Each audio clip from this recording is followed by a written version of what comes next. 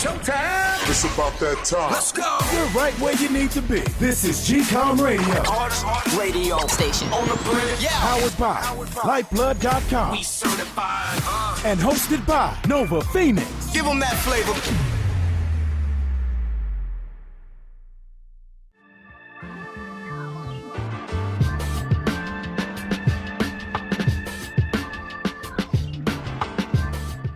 Yo. What is the deal? What is going on? We are back for the 91st episode. How long has it been? It's been about like 2 weeks. 2 weeks I took off, man. 2 weeks. And I don't take off that much a time. Can you believe it, man? And I'm back here talking to you guys. Who am I? I am Nova Phoenix. I'm your host of GCOM Radio on iHeartRadio. And we here once again to give you some information that's been going on for the past 14 days. My move was successful. That went great. I damn near broke my back trying to move all that stuff by myself during COVID. Everybody was watching me getting that stuff into the van. Let me tell you, man, I thought everything was all good when I moved my kids, my kids' bed. But when I got to that queen size, man, oh my God, I had to put that on the trolley, which was all good. But I had to do a run and start a couple times to shove that thing into a van. Man, that was all people just staring at me like, look at this dude trying to work that freaking mattress into the van. Yeah, maybe I should have stuck with the truck. I don't know. I thought I was being small, saying, nah, we don't need that. To tell my wife, nah, we just need the van. It's all good. Yeah, man, that queen size, I had to just ram in there. Oh, man, I made it, though. How has the 2 weeks been for you guys? Hopefully, you have made it through bigger and better, and you've made some what's that word I'm looking for? Some progress in whatever that you're doing. Hopefully you had some great time with the fam, and you doing whatever you do professionally and personally. And yeah, man. So I'm coming with another show, man. I'm coming with another show. So let me just put on this thing before you know how I do, y'all. I gotta put this time on, make sure I don't go too crazy. I just want to make sure that I am fully aware of how much time transpired during my talks with this segment. So let's get right to it. A lot of things have been happening since I've been gone.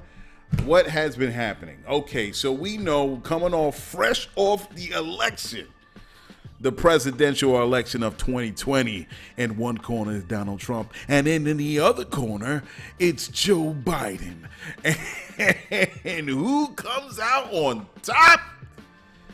Yes, Joe Biden comes out on top. Of course, it's being heavily contested by your guy, Donald Trump. My man is having some problems with the votes in several swing states. And I mean, I was right there. I'm telling you, man, I wasn't moving. I was watching this thing, and I'm like, okay, where we going? I'm on Twitter. I'm on social media. I'm looking at, online, or, I don't really have regular television, so I'm looking at CNN and Fox News and MSNBC, looking at the live thing, whatever. So anyway, he finally go through it, right? So the all the votes is getting tabulated and everything. Of course, finally, at first I was a little nervous because I was watching it that night, and Trump was wrecking shop, and then the next day, all of a sudden, things started to make a turn. Because it turns out that a lot of the Democrats, the people in the Democratic Party, they were instructed to do mail-in ballots. A lot of people put in mail-in ballots into the millions in each state. And of course, as what we already know, the initial ballots that was done by Republicans it was done right there on voting day. But Democrats were instructed to mail in their ballots, and a lot of that came in, and they were counting those. And I can't believe, I got to tell you, I can't believe we are still counting ballots, man. And I'm seeing this news footage because, of course, Trump is contesting the whole thing. He's contesting Georgia, Pennsylvania. I think it's Nevada that he's suing right now, or something like that, either Nevada or Arizona. One of them, doesn't matter. And I'm seeing the newscasters, talking about the whole ballot counting process, and behind them, you just see people sitting at their tables going through all these ballots. And all I could say, or all I could think of rather, I was like, God damn, why are we such in the dinosaur age with these damn ballots? I can't believe we're still using paper ballots. And I get it. I read it up before. I spoke about it on the show. The digital machines you leave it too much too open for corruption, for people tampering with these digital machines, and all of a sudden you have 10,000 ballots go to Biden, and then in the flip of a switch or whatever, hitting one button, all of a sudden 10,000 votes go to Trump. But we do have new technology that can improve the voting process. We should never have to be counting ballots. Things should be done right then and there. You hit a button, everything runs up, and then you have who wins in that very moment. So I know why they don't want to do ballots, because you know when you get new brakes and you get some bomb-ass brakes for your car, guy slaps them on, you go out there, you drive it off the freaking lot. As soon as you hit a half an inch onto that brake, that joint is ready to throw you out the windshield. And that is ballots that I'm thinking of as far as the technology of blockchain, the blockchain technology that's used for cryptocurrency. And trust me, it works. Please look it up yourself. Blockchain for voting, and there are a couple of companies that are out there already that is pushing this service, and it works so well that the financial institutions, the banking institutions, of course they're not messing with cryptocurrency because it's unregulated, but they'll mess with blockchain because it is a solid piece of technology, and they've actually designed their own infrastructure blockchain within these own institutions. So they're using the technology.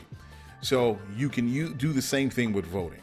So it's just amazing to me that we still have people like, licking their fingers going through these ballots, and they're tossing them in these machines. I'm like, what? Anyway, so Trump is having a problem with this, and he actually is suing courts.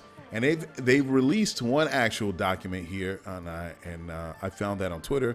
They're saying that this is the state of Michigan. It's a document. The Court of Appeals Lansing office is Donald J. Trump for President, Inc. versus Secretary of State. And they basically said, "Dear Sir or Madam, this office has received your papers in the above captioned matter.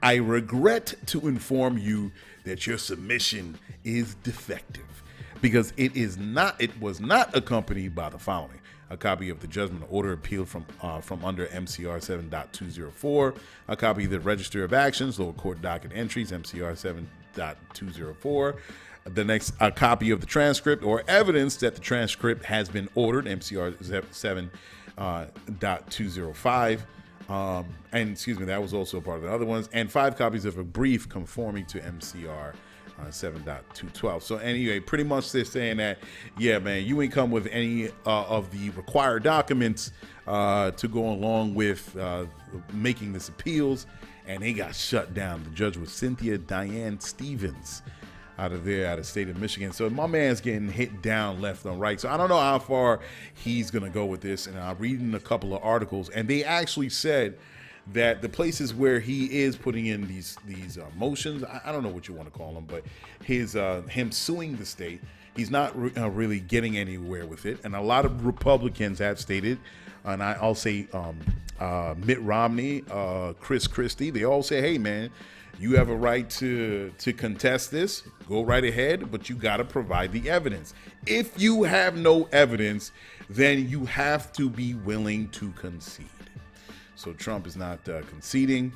He's going to push further and further and further. And he's flailing his arms and kicking his feet. Let me tell you, man, he does have that freaking wall. They built that wall in case people protested because of this thing.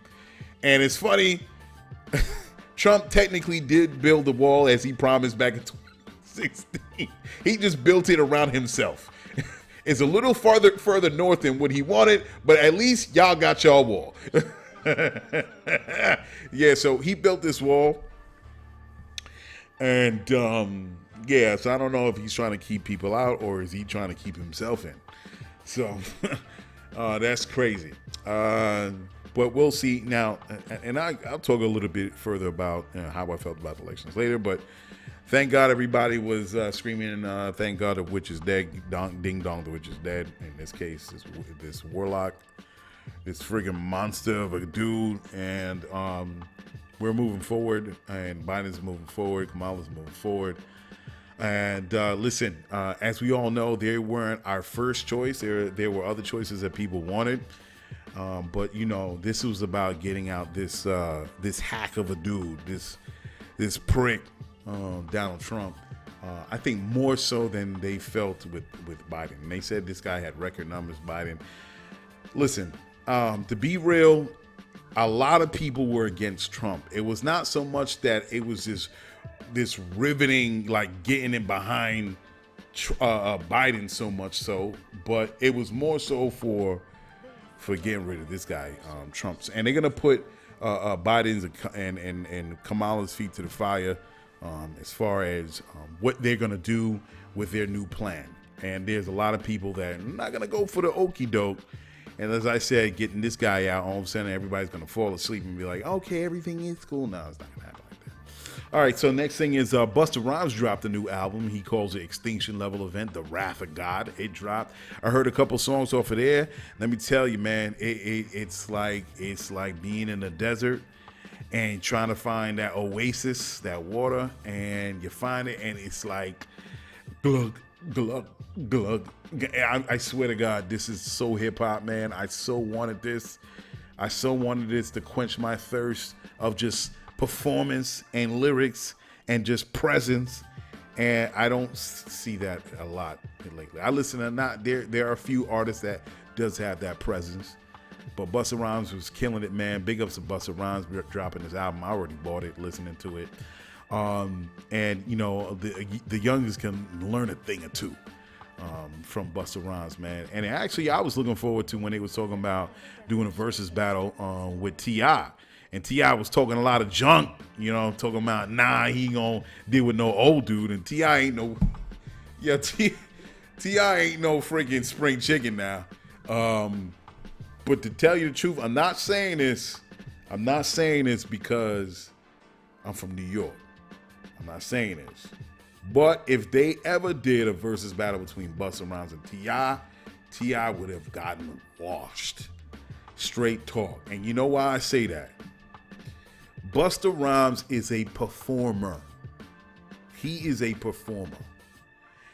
If you don't know young boy, young girl, yo, go ahead, y'all young gen in hip hop. Go ahead and check out a Busta Rhymes performance.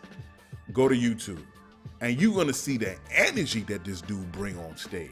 Now imagine that, you know, this is not separate like early verses. Versus now the artists are together.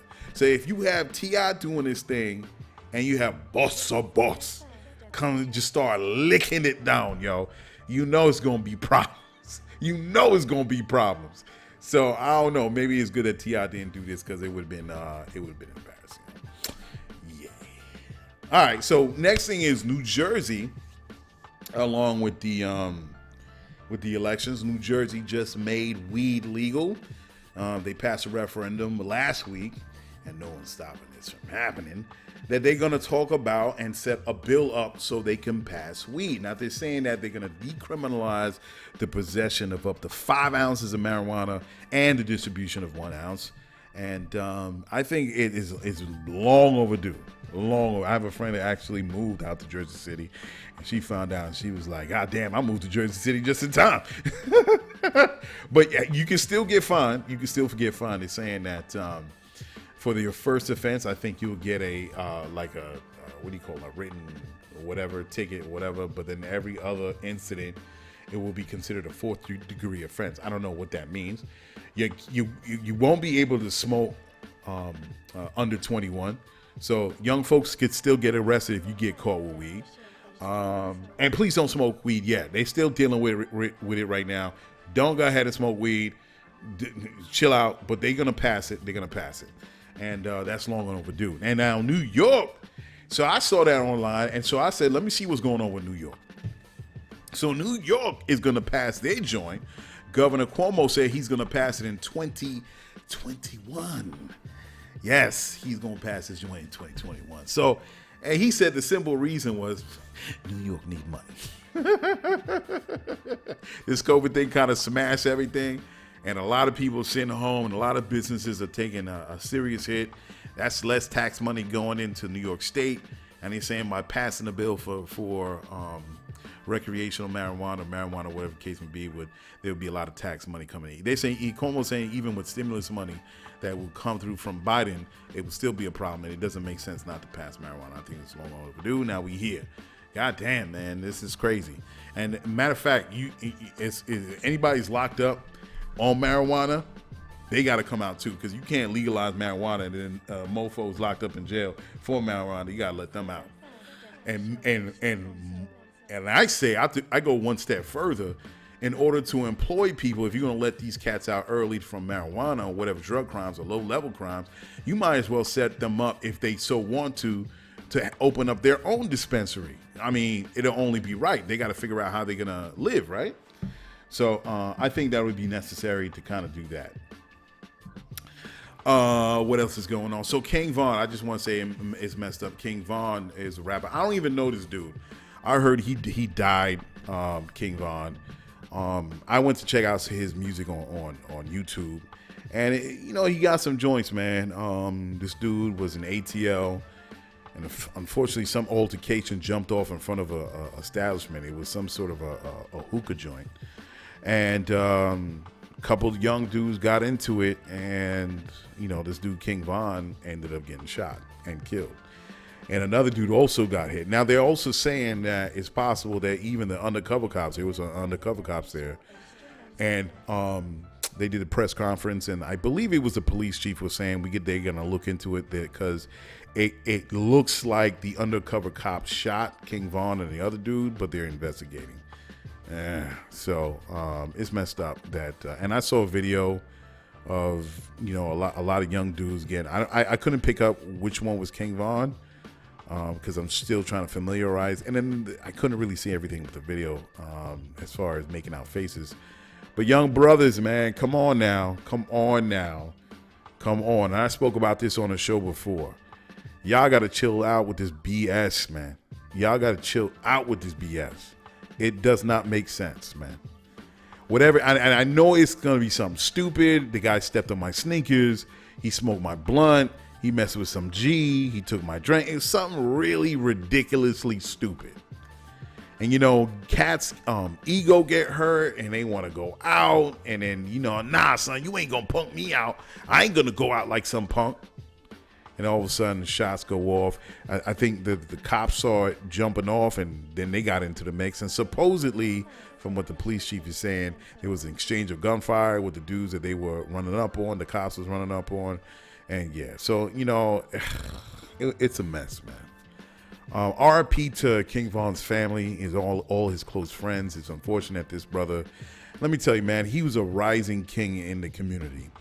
And as I said before, man, if you are a rising king and you have been selected by the higher power, by the ancestors, that you have this opportunity where you can not only feed your family, but your friends and bring up people that deserve it. You have to recognize that gift, and you have to see the BS that is happening around you and having the right crew around you, and notice that you are getting or walking down a road that you don't want to walk down. And it can lead you from making bad decisions and eventually lead to someone close to you getting hurt or killed, or yourself getting killed. Recognize your gifts. Recognize the blessings that you get from the higher power, and act accordingly. It's terrible. And this also leads into RIP to the baby's older brother. I gotta tell you, man, I hate saying the baby's name. I'm a grown ass man, dog. Like what's my brother name, the comedian name? Man, let me find out right now, because I saw it reminds me, it goes back to his show.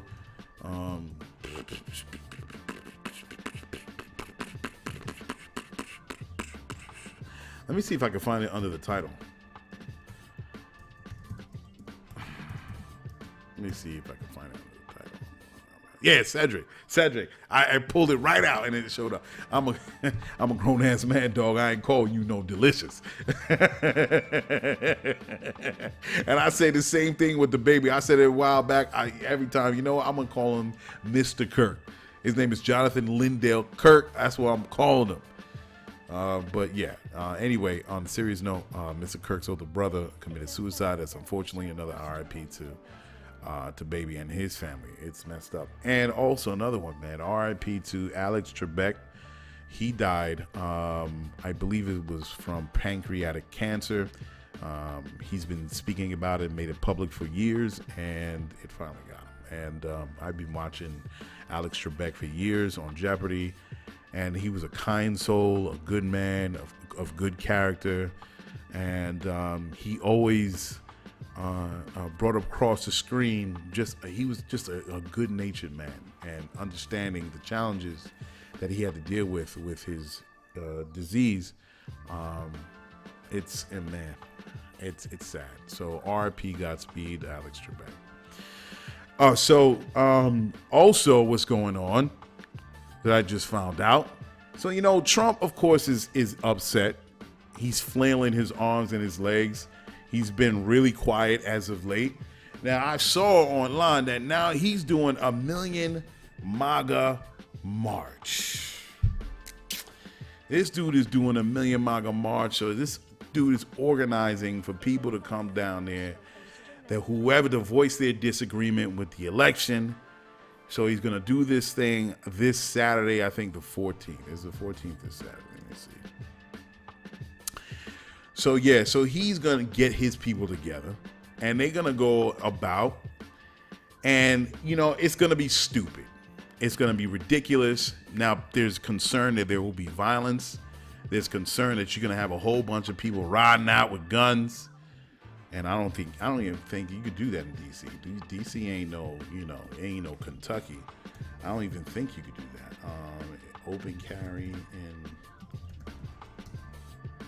in Washington. I don't think so. Open carry handgun is illegal in DC, even with a permit. If you're carrying a concealed weapon, then this is how a firearm should be carried. So you can't just. It's not Michigan, y'all. You ain't gonna be carrying no guns, no long rifles into DC. Of course, makes sense because it's the capital of the nation. So he's trying to get all these people to jump around, and I'm like, to get down there that they have a problem with the election. Man, brother, it is what it is. It is what it is, man. So they're gonna surround the White House. It's all good. It's all good. I don't have no problems with this. He can say what they want. You know what? I'm gonna propose this. I'm gonna do something. I'm going to call it Millions for Freedom March in response to that BS. Hashtag everyone against racism. Millions for Freedom March. And I want everybody to get involved with that. Everybody to get involved with that, because you're not going to intimidate us. You're not going to say what you want to drag us back into the past. We ain't going back.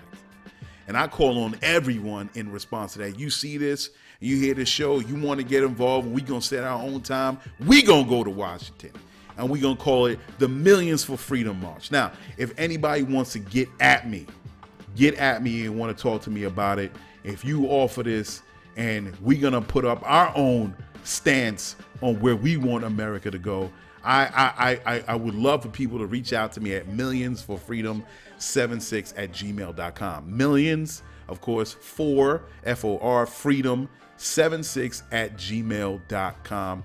You get at me. We'll see how this whole thing go. But yeah, we're not gonna do that. We're not gonna go back to this, man. They're not gonna, like, as I said, they're not gonna intimidate us. They're not gonna scare people. They're not gonna. You can say whatever you want. It's done. It's amazing to me. It's amazing to me that he's trying to sue Pennsylvania for messed up votes. If it was rigged, how are they going to vote for the president, but they vote down the ballot Republican? There was no movement in the Senate. The Democrats lost seats in the House. So if it was so rigged, why would they vote for Biden and not tip the scales in Congress between the Senate and the House of Reps? What foolishness are you telling me? So these people can't, everything was fine in 2016 for Pennsylvania. Pennsylvania switched to Biden in 2020. All of a sudden, everything rigged. I don't understand this. All of a sudden, everything rigged. Nah, bro. We not doing that. Y'all can do what y'all want. I'm calling it. Millions for Freedom March. And we're going to take our stance there. Everybody is going to show up as well.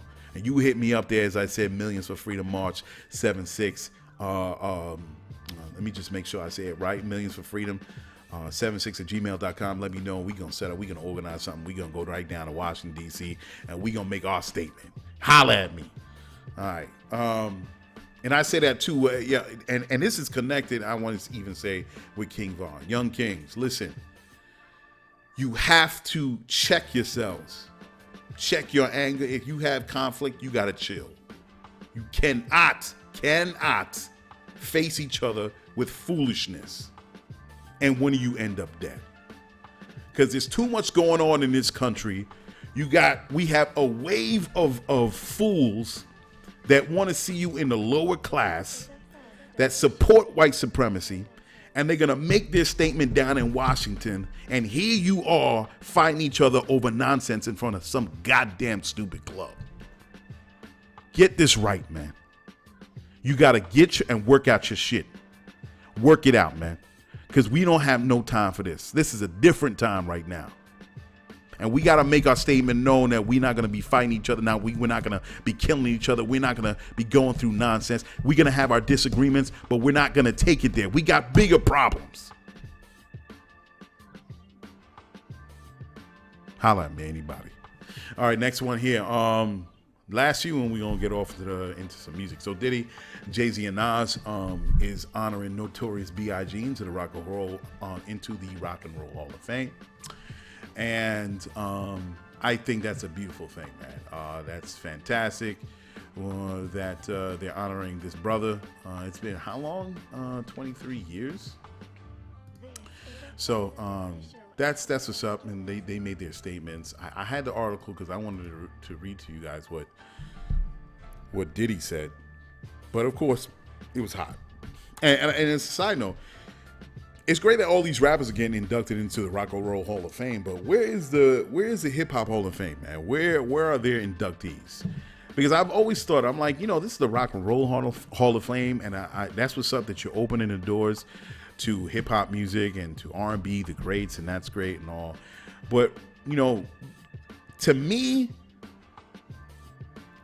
these like artists like Biggie, man, the honor should be in the Hip Hop Hall of Fame, man. The utmost honor should be through the Hip Hop Hall of Fame and be let in.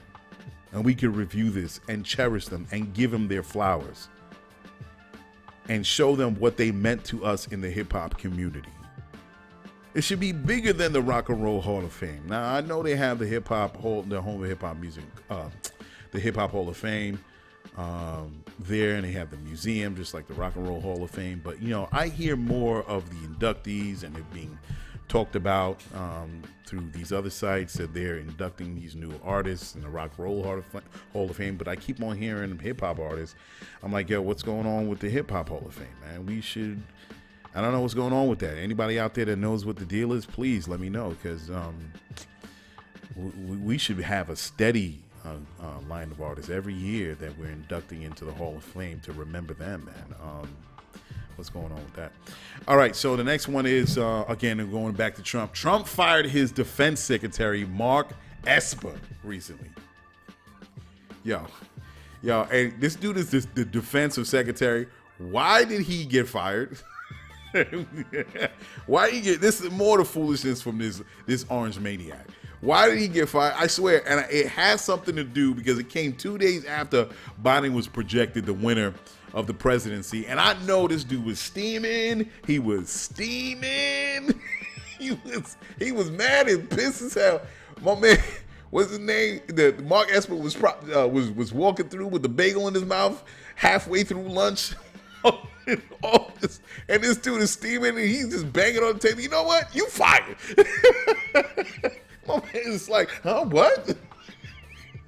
What's going on, Mr. Strump? I didn't do anything. No, I don't care. You fired. Yo, that's crazy. So yeah, man, Mark Esper, I have no, especially at this time, like, why is he firing him? Yo, it has everything to do with that presidency, man. This dude is a joke. I swear to you, man. Oh man, I spoke about that, the Trump thing. And the last thing, last but not least, artists doing concerts, man. Artists doing concerts. Where are the concerts? I thought that this was gonna be like a great spin.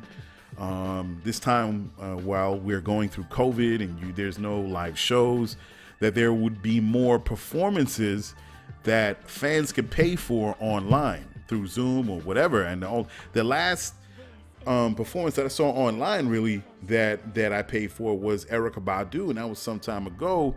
And I haven't seen anything since. Has there been? I don't know. So I'm like, what are they waiting for? Like, let me tell you, I think it would be great. And this is a suggestion to all artists out there. And this is A-list artists with budgets. Like, Rihanna just did her Savage Fenty show on Amazon Prime. I saw it. I thought it was great. It was great choreography. I liked how everything was set up with and showcasing the clothes. Not clothes, but the lingerie, the lingerie wear, and how everything was tied in with these performance pieces. And had artists on there and doing their little short performance with their music. I thought that was really tight. I loved it, and I was inspired by it. And my thing is, why don't artists do something like that and promote it? You know what I mean? Say, like, I'm going to say this one time, the baby. Yes. Say it was him, right? Of course he can't do a live performance. So why doesn't he do like a short, kind of like a movie, but also having your music through it, and you can have storylines that are interwoven between your songs, and it could be 45 minutes to an hour and a half of different sets, and you could put this together with your choreographers, your dancers, actors, if you have acting pieces in it, if you want to have an overarching theme of what this performance is, just like any other performance that you would do, say, in anywhere in America. And then you put this thing together and you just go to Amazon Prime or Netflix or something like that, and you have people buy into it, say like $40 a piece, and it's open to the world. So I don't understand why an artist hasn't done that yet. And the closest thing that I could say that was done was Beyonce Black is King, but that was because it was a video production event for the movie Lion King on Disney, and that was dope. That was tight. I mean, are artists doing that yet? I don't get it. I think that's a great way where you can provide the fans with something and also make some money because you have putting out an album. So I don't know.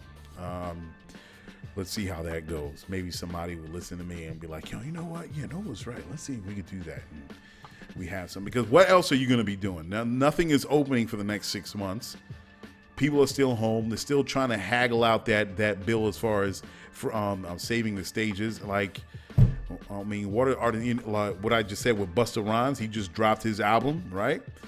Why doesn't he do a performance piece for Extinction Level event and have a whole theme to it and charge people like $50? It is open to the world. It's not like a typical show where you could charge $500. Now you have a wider market of people.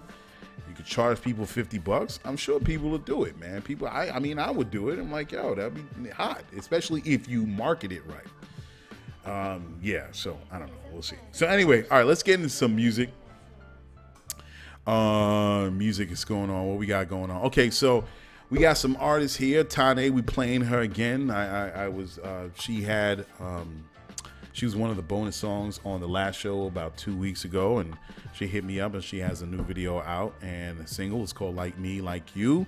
I think it's tight. We'll play that on the show. We'll play the video, and you can definitely go to the YouTube channel and check out the video there. But it's all good if you're here, right? You can listen to the song. And following up right behind Tane is Ricardo Williams, again, my brother from the UK. He did a remix for his song Between Us, and this features Jermaine Riley and Nathan coming up on the rear doing their thing. And Jermaine Riley, as anybody knows, I've played Jermaine Riley on the show before, and that is another brother with a gift from heaven with his voice.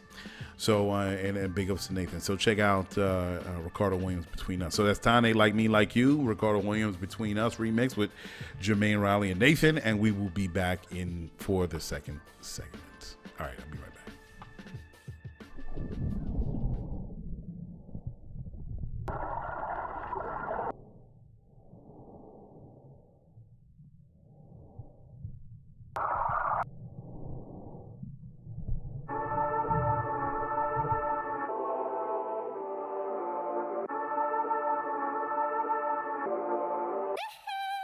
The same sun that's rising on you, the same is setting on me.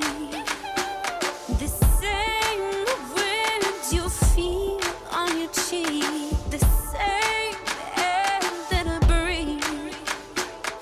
Questions you speak, answers I seek, all expressions are true. Drink the tears that we weep, all from the ocean blue.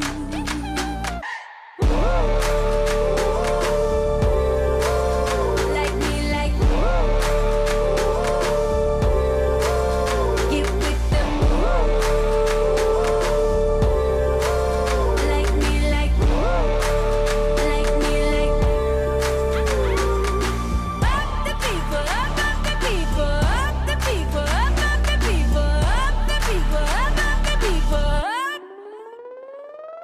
I'm here for the party. Let's get something started. The bass in my heart goes boom, boom, boom, boom, boom, boom. Racing so high like zoom, zoom, zoom.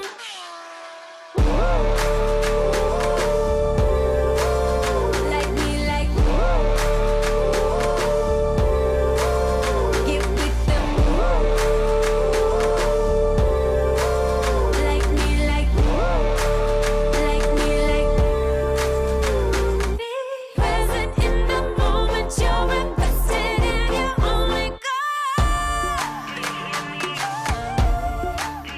If you got it and you know it, don't just hold it, show it, throw it, go.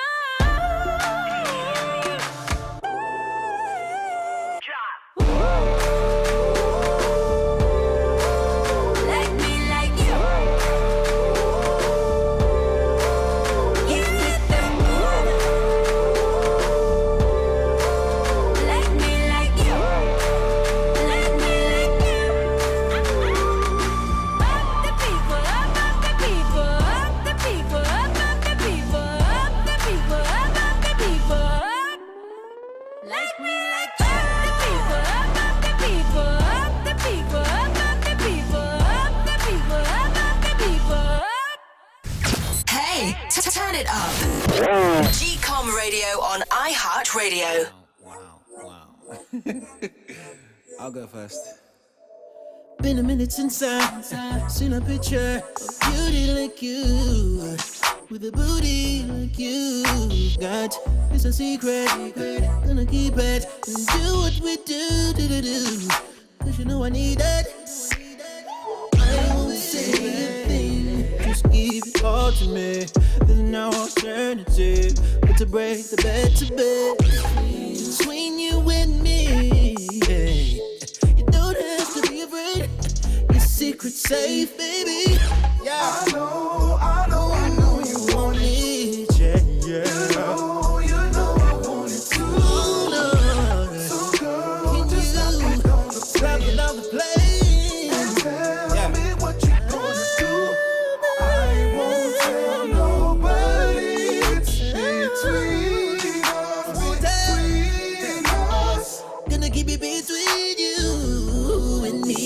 Between nobody.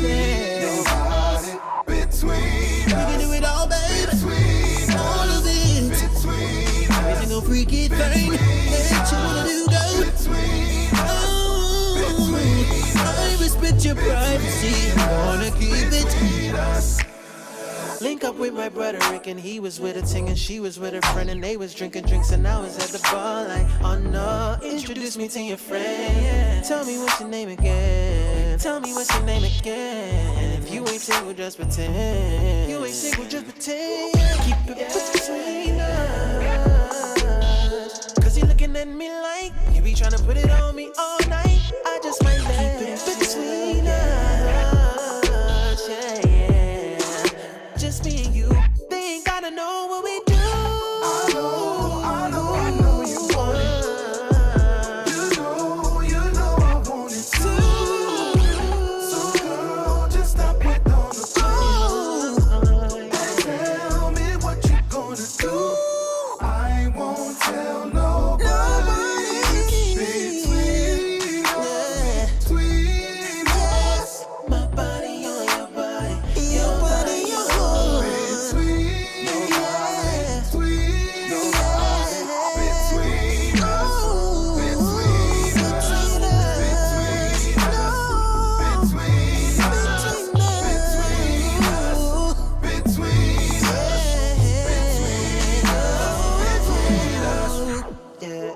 secrets I won't tell. Every little thing that we do, your privacy is safe with me. You don't have to worry. Keep it on the low, don't kiss and tell. Promise I'll never lie. Promise I'll treat you right. Promise I'll keep for life. I won't tell nobody. It's between nobody. Whatever we'll do will be between nobody.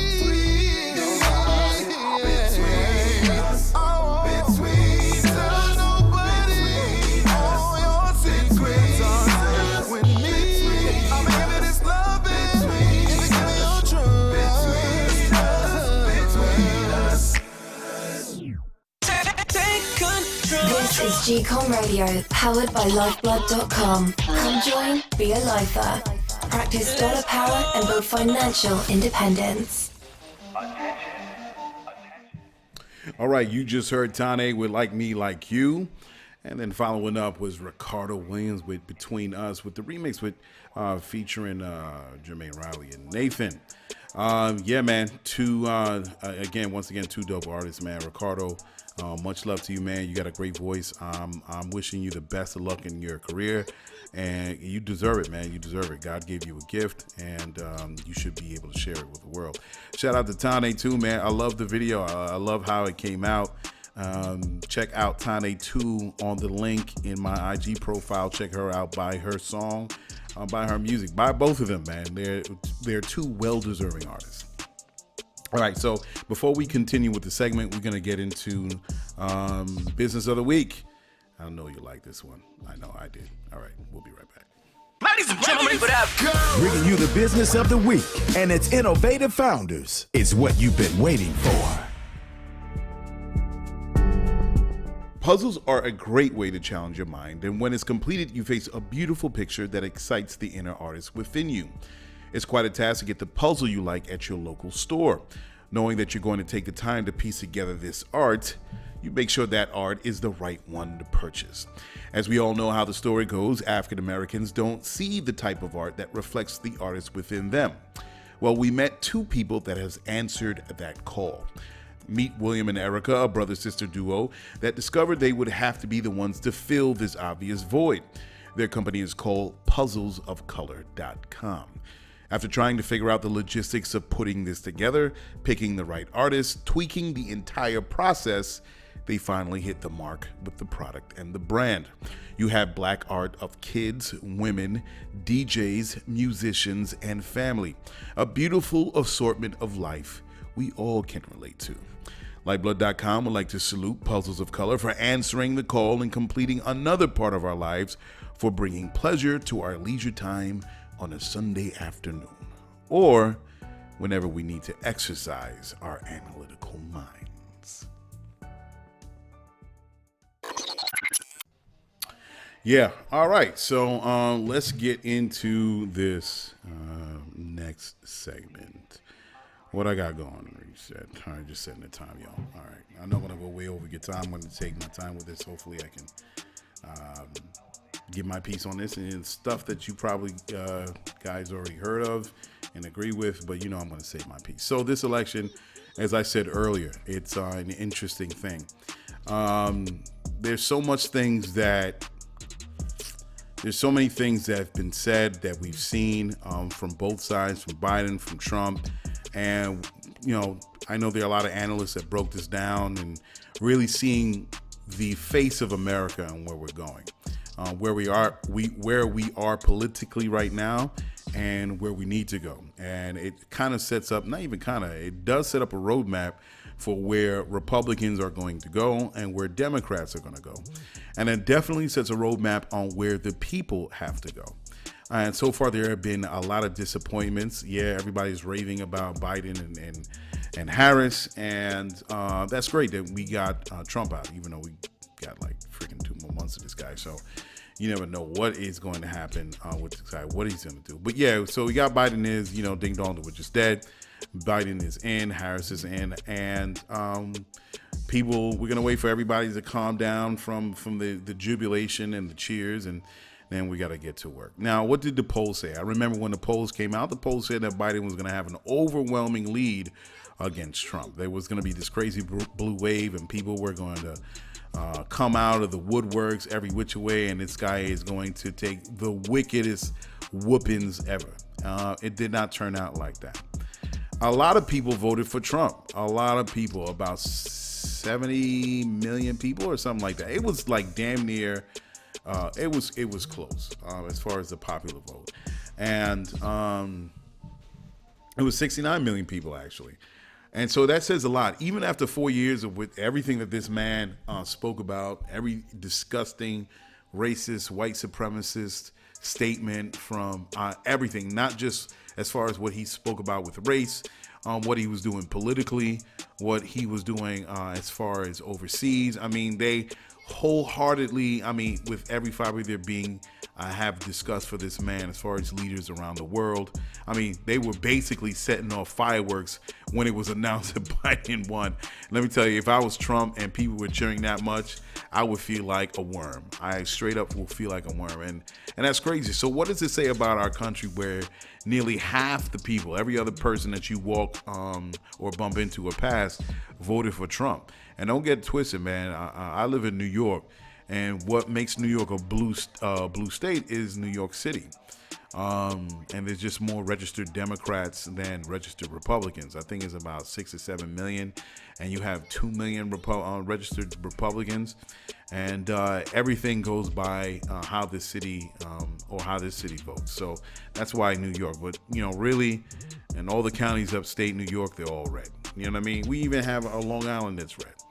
So, it says a lot about people that even after all of this, all that he said, every disgusting, vile thing, people still voted for him. So, they didn't vote for policy. And let's be real. He did not have any policy. He didn't have any foreign policy. He didn't have anything as far as domestic policy. He didn't speak about abortion. He didn't speak about, maybe he did, let me not get that right. He did have some talking points that I think that he was instructed to do, but really,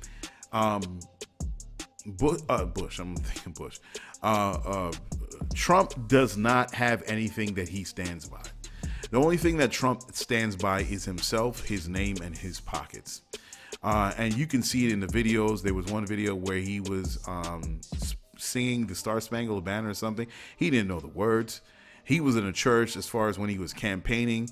So he, of course, to reach out to his Christian voters. And you could see him just like walking in circles, like he did not care. He was like, man, when am I going to get out of here? You could see it all in his body language. He cares about nothing but what he can get from people. And he was like that all his life. His privilege, he was born out of money, and how he's just carried himself and how he maneuvered throughout his entire life. But then what does that say about the people that voted for him? Now, a lot of people are trying to say, for the Democrats to kind of like shake hands and make nice with the Republicans, and that, Biden voters should reach out and shake hands with the Trump voters because, they were just misinformed. Actually, it's funny. On Real Time with Bill Maher, you guys could go check it out. You had this woman called Rosa Brooks and this other gentleman, Malcolm Nance, Rosa Brooks is she's a Democrat, and she's a human rights advocate and all these things. Just go and Google her. And then you have Malcolm Nance. He put out a couple of books. He's a black man, and he was in the military for several years, and of course he's not there anymore. And he puts out books and everything, just his analysis on different political subjects in America. And they were on Bill Maher, and Mr. Nance pretty much said what I've always said, that Trump exposed all of the 69 million Americans as racist and tribalist, everything that they are, and how sad it is where we are in this country today. But Miss Brooks, she felt otherwise. Her response, and I say YouTube it, man, YouTube it. Her response was that it's not all 69 million people that voted for Trump are racist. She thinks they're innocently ill-informed, miseducated people who are peer pressured by friends at like a local grocery store, by parents and others, and we shouldn't be so dismissive of them and to say that they're not racist. And I that is so wrong in my eye. I see it like this. Information shapes your identity, your worldview, what you know. Information affects your behavior. Your behavior is a route to how you move about in the real world. And if people believe in what Trump said, they weren't budged by it. They weren't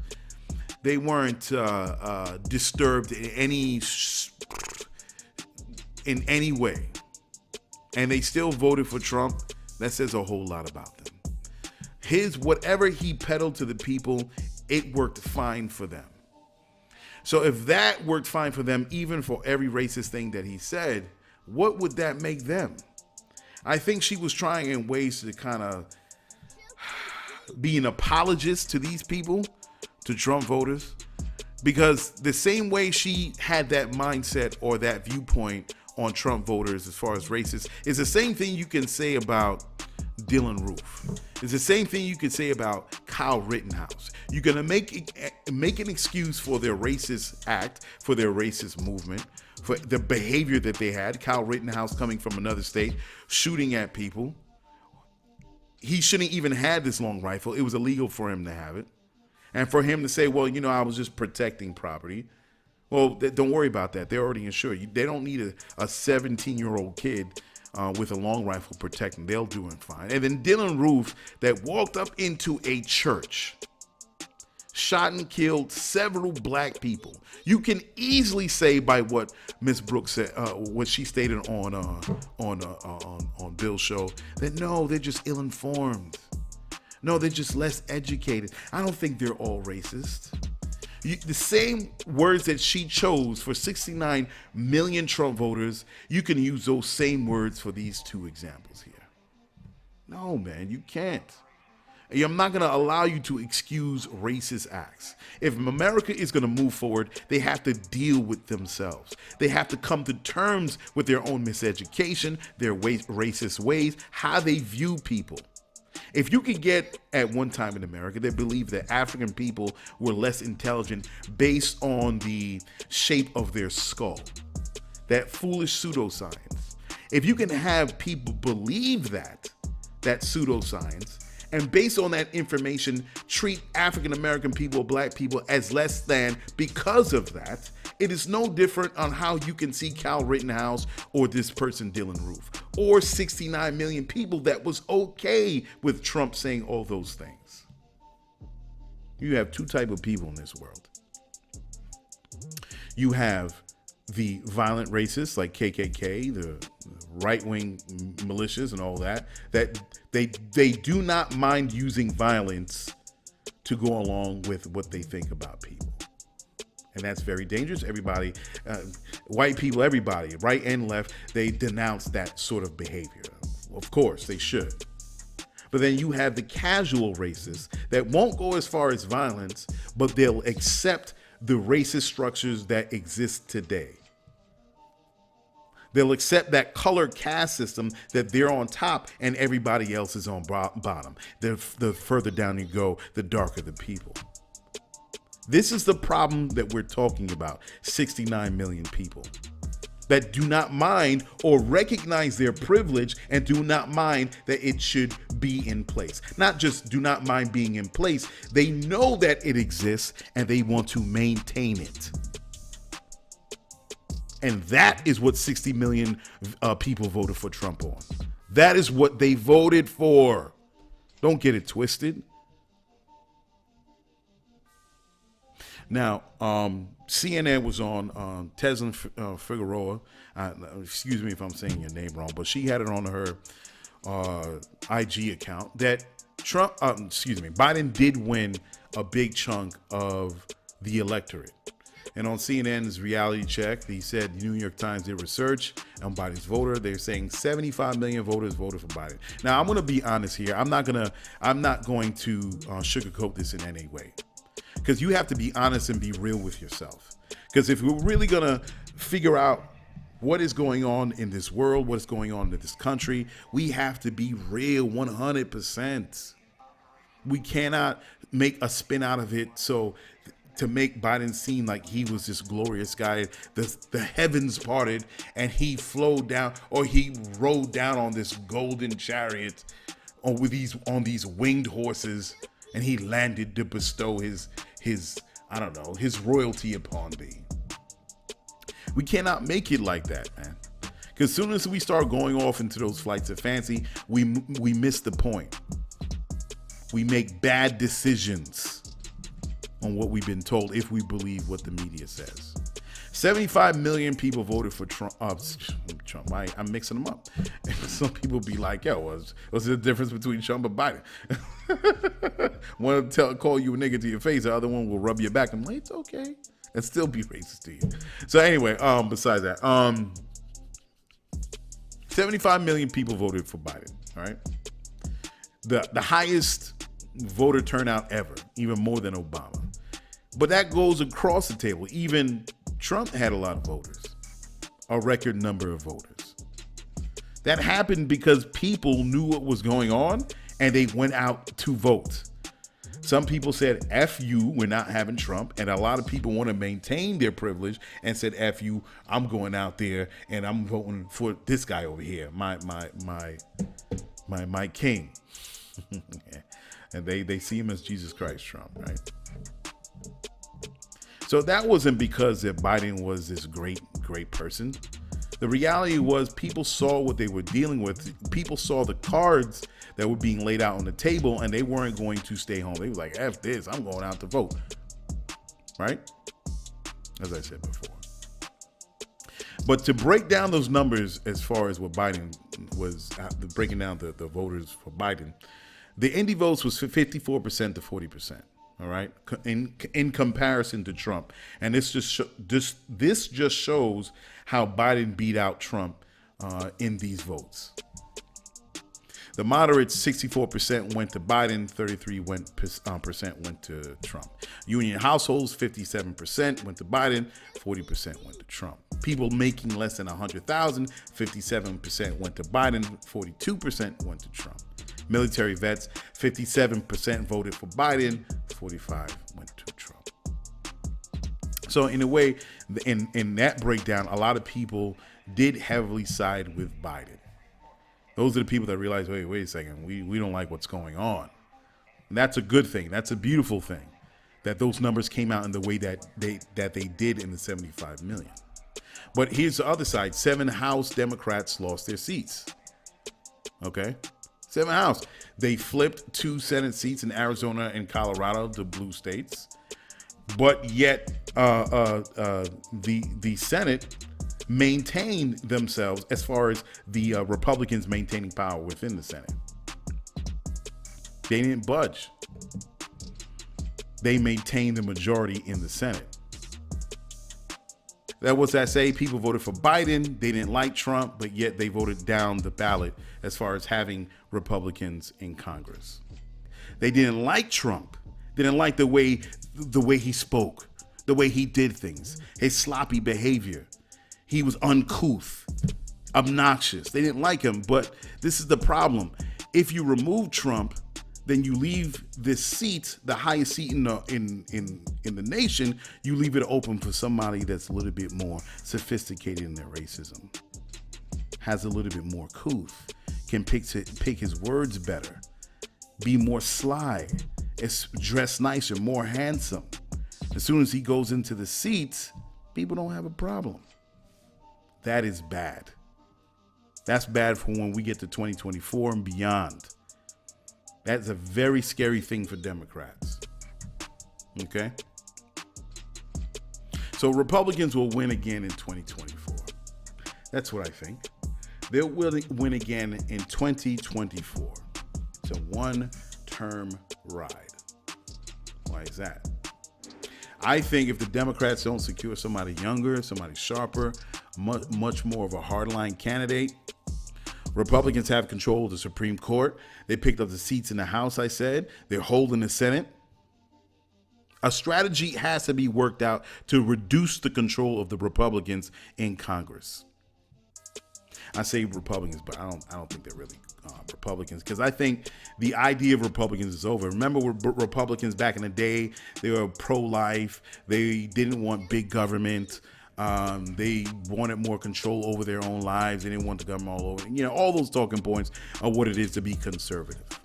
But after 4 years of Trump, that changed the face of Republicans. They're no longer these talking points. They have been sullied. Now they have to sleep in the bed that they made. Now they're seen as agents of white supremacy. Now, let's keep it real. A lot of black people, a lot of other people, when we look at conservatives and Republicans, we always thought that. The prototypical Republican, what they look like. Clean cut, nice shirt, guy named Chad, wears a polo shirt, plays golf, all those things, right? And we know those Republicans. And we always known them to be like, oh man, they racist, right? We always known that because it's the policies that they supported over from one decade to the next. But they always said, no, it's conservatism. This is what we believe in, taxes, blah, blah, blah, blah, blah. So we said, okay. And then we kind of, we softened our stance on it because they had black Republicans. Oh, yeah, they got black Republicans. Even though we always seen black Republicans as kind of like sellouts, like, all the times, whatever. But it was what it was. But now after 4 years, you have Trump, and they let it out. Republicans let it out. They was like, yo, we riding with you. What Trump was riding on, Republicans was like, we backing it? Yeah, this is what we doing. Everything that he said, everything that they did, every scandal that came out against Trump, they supported that dude. They didn't step away. They were reveling in it. They were his foot soldiers. They surrounded this man. They were party loyal. And beyond party loyal, they are Trumpists. They was like, nah, man, whatever. What? We don't care about grabbing the put. No, we don't care about that. We don't care about taxes. We don't care about Russia. We don't care about what business dealings he's got going on with China behind the scenes. We don't care. We don't care how he talk. We don't care. Nope. We don't care. No. So the Republicans, as we know it, no longer exists. The cat is out the bag with that one. Now they gotta sleep in the bed they made. They are supporters of white supremacy and racists. Hands down. So when people say you gotta, let's kind of come together, I'm like, no, I'm not shaking my hands. If somebody says they don't like you, they don't like your mother, they don't like your sister, they don't like, you just said you don't like my family. There's no way where I can shake hands with somebody that said out with a loudspeaker, I don't like your family. I'm sorry. The only way Republicans, this is what's going to happen with Republicans. The only way Republicans can turn this around is if they have to turn all their talking points. Totally embrace people of color and black folk and have it reflected in the policy. And that's going to be hard. Or Republicans are going to jump ship, because joining a Republican Party would be joining the KKK. That's pretty much what's being said. That's what's laid out right now. So Republicans don't want that. The constitutionalists, people that are hardcore, they're citizens, patriots, but they're Republicans. They're not going to want to sit in that. They're not going to want to wallow in that mud. So they're going to jump ship and they're going to be libertarian. This is where the multiple parties coming through, because it's so hardline. There's no room to breathe. Even if you come up 2021, I'm Republican, there's no room to breathe. People gonna look at you and be like, yeah, I know who you are. So as far as the Republicans winning again, they're gonna win because, and here's the other point I forgot to make, because they're playing this hardline, because they let it all out to breathe out to air that who they are, what they support. They have a base that's going to continuously supporting them because they supported Trump. So now they don't have to move away from those talking points. That's why I know those constitutionalists, those patriots, the Republicans that believe in their talking points, they're not going to stick around. They're going to jump into the Libertarian Party or start a whole nother party. Because now the Republicans, the face of the Republican Party, are not budging. They don't have to, because 69 million people in record numbers voted for Trump. They have fully embraced their bold actions of their belief. They are not moving, and they know they can win. So if Trump Sr. doesn't go in for 2024, it's going to be Trump Jr. Donald Jr., Eric Trump. What's the daughter's name? What's her name? I can't remember her name. What's Trump's daughter? And for some reason, it just dropped out of my head. Ivanka, right? So she going. Even Barron is open for that. They're gonna carry Barron right into that. So Republicans can win not just 2024, but they can win continuously for the next 20, 25 years, especially if Trump hangs around and he talks a mess and he continues to talk. As long as he is alive, Trumpism exists. Now, the other thing that came out of this election was Latinos supported Trump, and especially in Miami-Dade. Cubans supported Trump.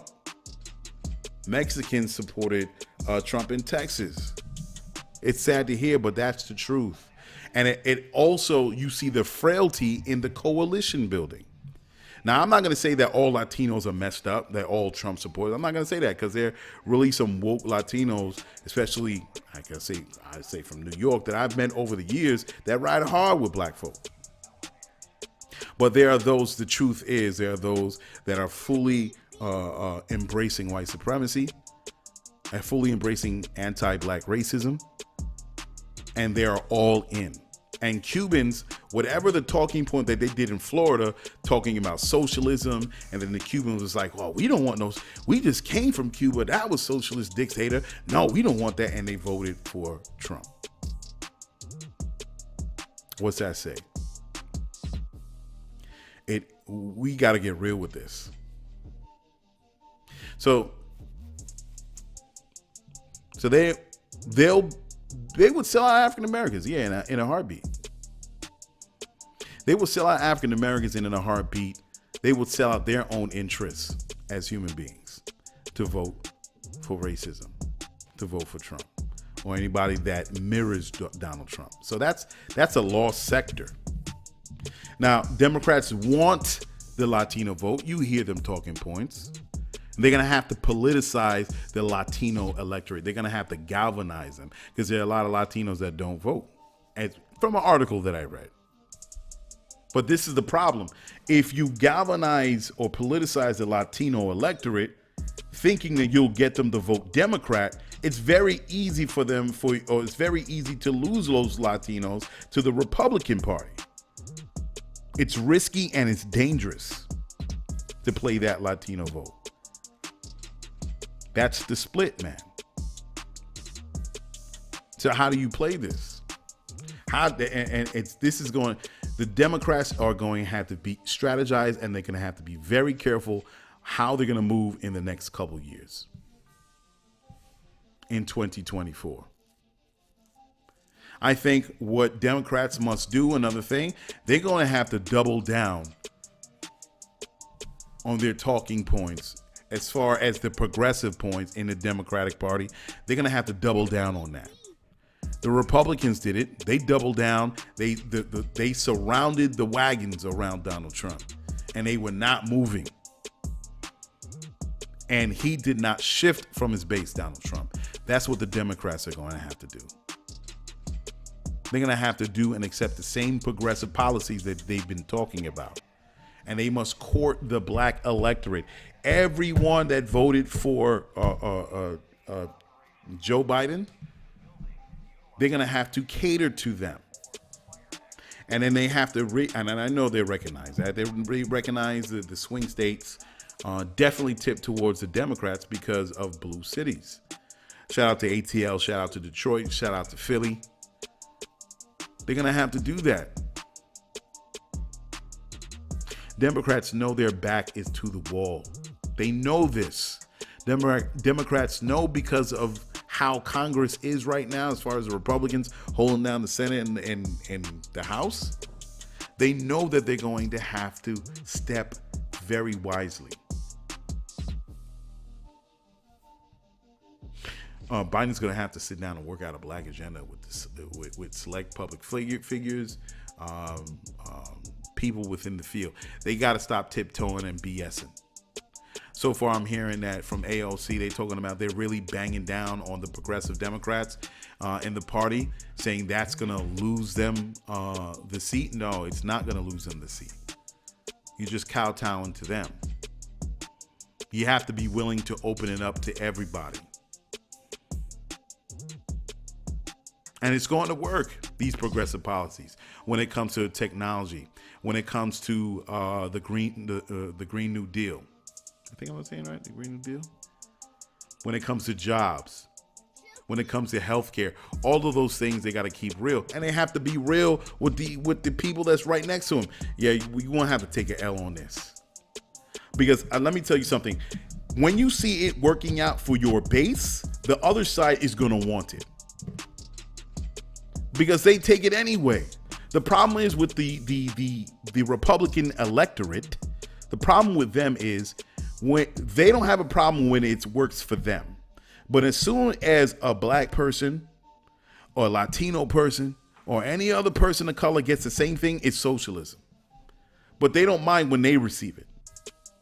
So you have to be able to convince, or you're going to have to settle down your base, give them what they need, show the other side this is what they're going to have, not on some socialism business, but what can be provided for the people based on, say, hey, we'll take a little bit taxes, a percentage, something. You could work out something where, big business is not going to complain. There's going to be a shift. They're going to want the same thing. Guaranteed. They're going to have to work on police brutality, healthcare, as a small business for black founders or the underrepresented, the disenfranchised.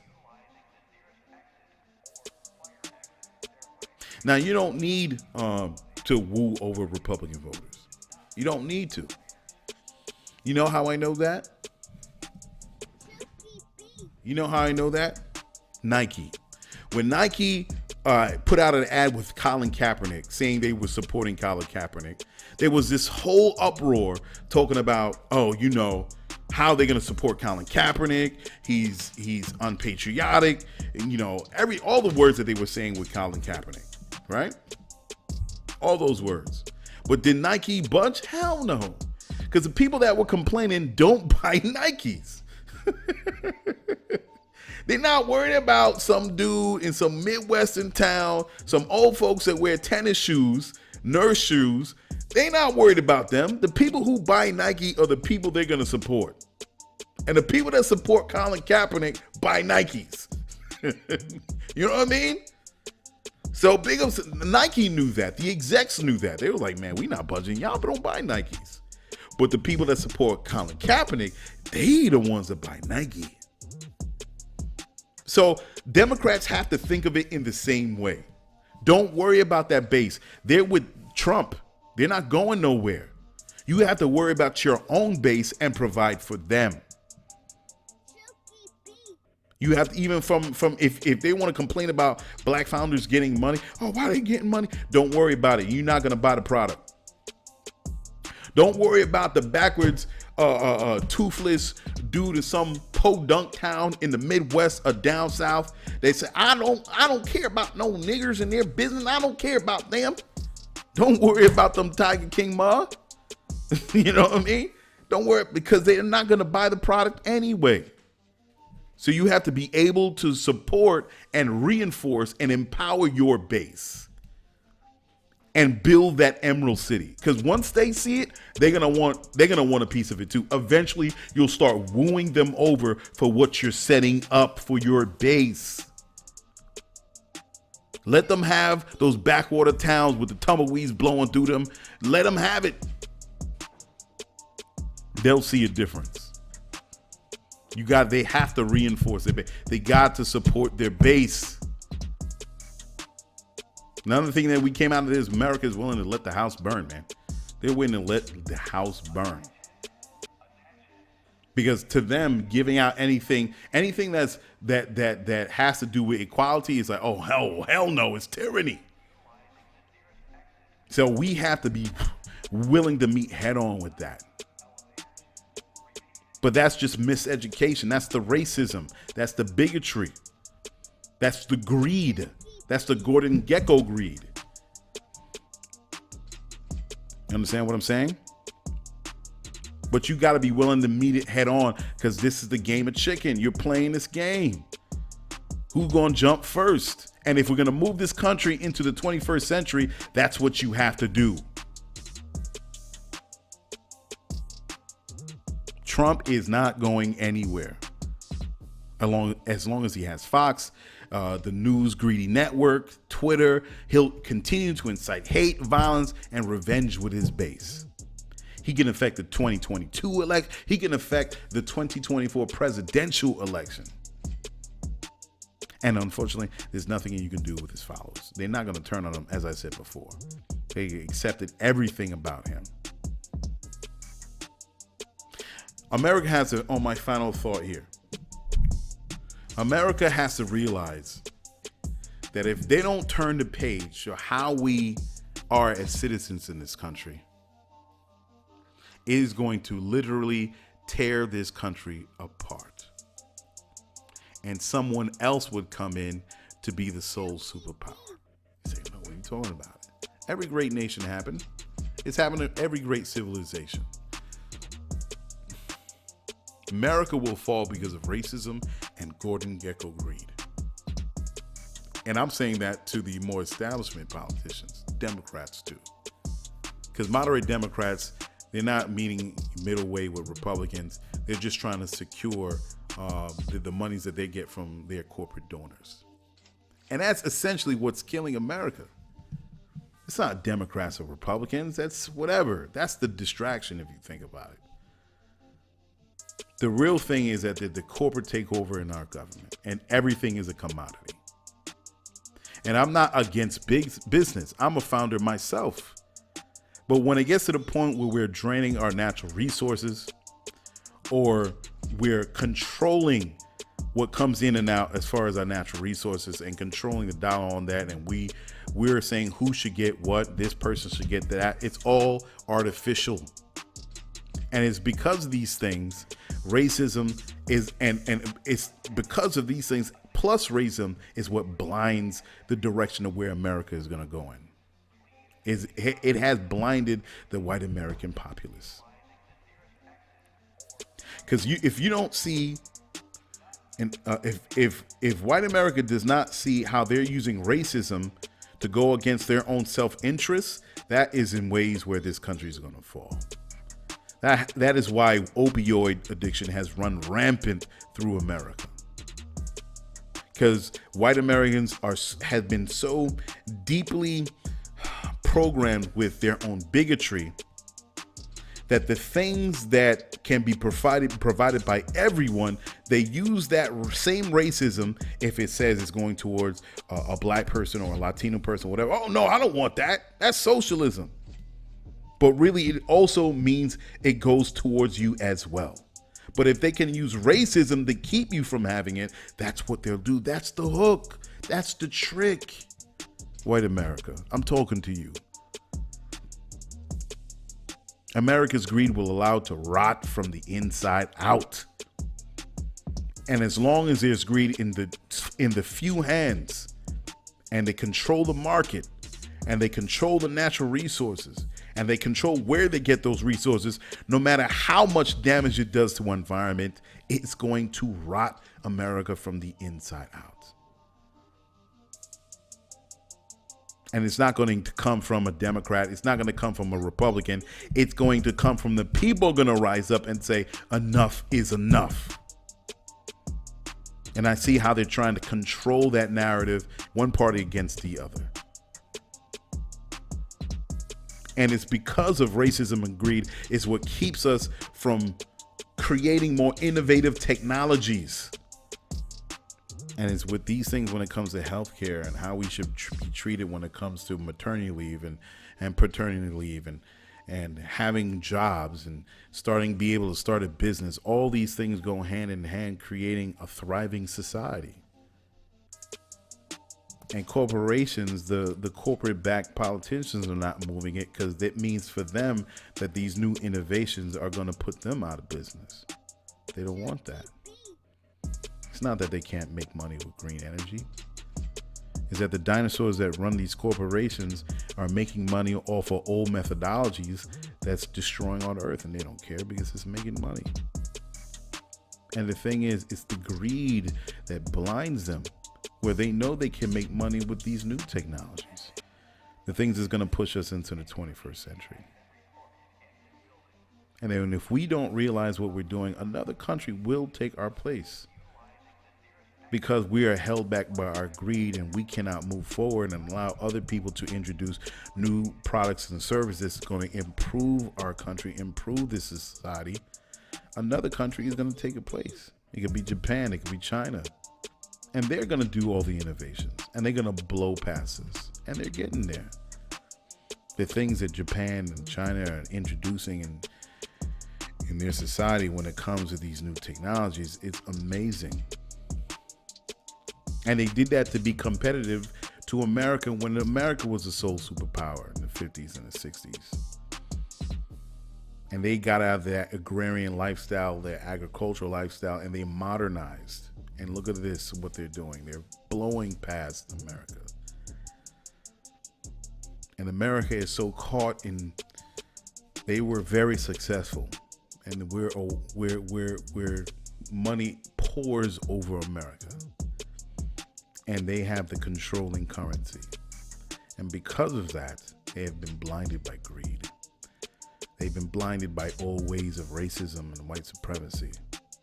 And it's these two things that will be the downfall to America. Because we cannot move together as one unit. And there will be another country that will move together as one unit. And they're going to push America off the cliff. America set the stage. Right? That is what's going to split this country. That's what's going to make this country crumble. All right. So we're going to go into the next thing. We're going to go into two other songs. We're going to Broken. I think that's how it's spelled, man, because it's spelled, I think it was a capital I and a 3, and it looks like a B. So the brother's name is Broken. The song's called Bad Habits off of the album Shattered on Impact. We're going to get into that song. And then we're going to get into Rich P, man, with Not Real. I think it's going to be dope. Take a listen to that. Broken with Bad Habits and Rich P. We're coming back with that brother. We played him on the show before with Not Real. We'll be back with the final segment. All right, I'm out.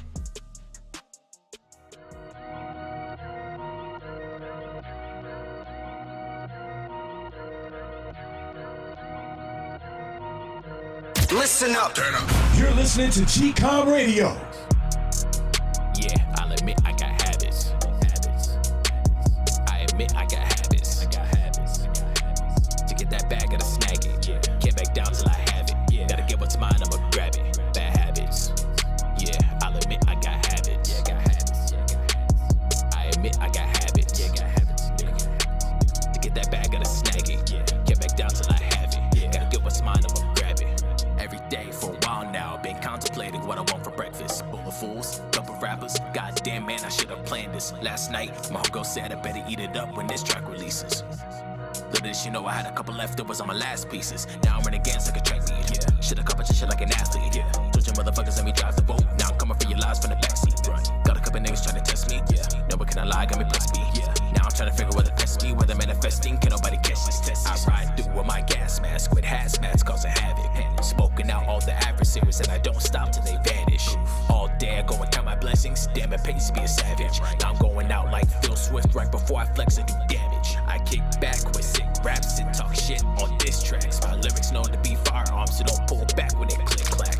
Don't forget to pull the fire alarm when this bitch burns and this shit collapses. For the record to be the first ever to give a cause of death for ear prolapses. Rap game needs reformation like Martin Luther and his defamations. King's version gave us liberation, not that ignorance and alliteration. See me nigga, let me be a savior. King's grace, I'm forever favored. Taking options, whichever's granted. If no one steps, I'ma take my chances, little nigga. Yeah, I'll admit I got habits. I admit I got habits. To get that bag, gotta snag it. Can't back down till I have it. Gotta get what's mine, I'ma grab it. Bad habits. Yeah, I'll admit I got habits. I admit I got habits. To get that bag, gotta snag it. Can't back down till I have it. Gotta get what's mine, I'ma grab it.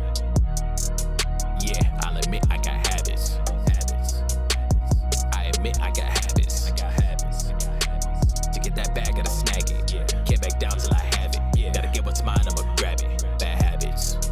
Yeah, I'll admit I got habits. I admit I got habits. To get that bag, gotta snag it. Can't back down till I have it. Gotta get what's mine, I'ma grab it.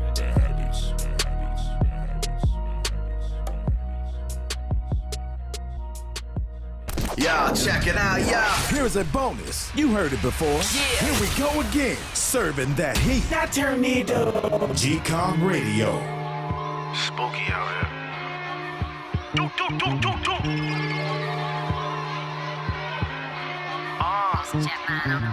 Told that little bitch you win when you send.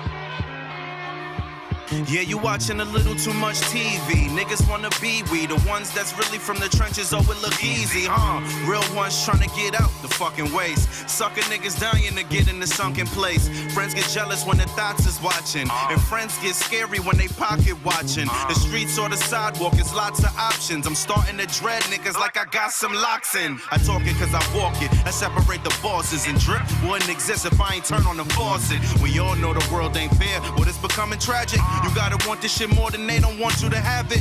Y'all already had your moment, this is mine, nigga. Put in work, expected due time, nigga. They out of line, nigga. What you mean? There's a difference between Bobby Smurters and 6ix9ines, nigga. You wanna be gang gang, but you don't gang bang. All I know is these streets ain't the same, man. The world full of bust downs, I be a plain Jane. Rappers get knocked, all of a sudden they sang. You wanna be gang gang, but you don't gang bang. All I know is these streets ain't the same, man. The world full of bust downs, I be a plain Jane. Rappers get knocked, all of a sudden they sang.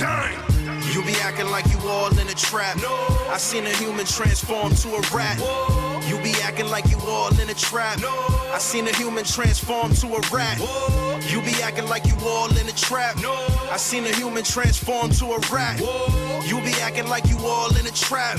I seen a human transform to a rat. I'm from the era of morals and stand-up guys. Only thing we do different is wear our pants up high. Don't get it twisted, I ain't banging, but the words that I'm slanging, the real correlate, that's why they hands up high. Love, bad actors turn rappers, I'ma hunt some.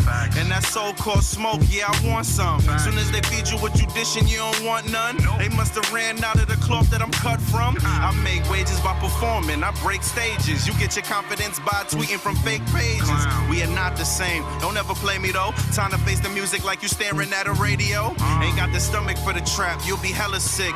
You see, I'm 10 toes forever with my ghetto clique. The streets ain't a hobby you pick up for the hell of it. They let the ratchet go like they broke up with a ghetto chick. You wanna be gang gang, but you don't gang bang. All I know is these streets ain't the same, man. The world full of bust downs, I be a plain Jane. Rappers get knocked, all of a sudden they sang. You wanna be gang gang, but you don't gang bang. All I know is these streets ain't the same, man. The world full of bust downs, I be a plain Jane. Rappers get knocked, all of a sudden they sang. You be acting like you all in a trap. I seen a human transform to a rat. You be acting like you all in a trap. I seen a human transform to a rat. You be acting like you all in a trap. No. I seen a human transform to a rat. Whoa. You be acting like you all in a trap. No. I seen a human transform to a rat. Whoa.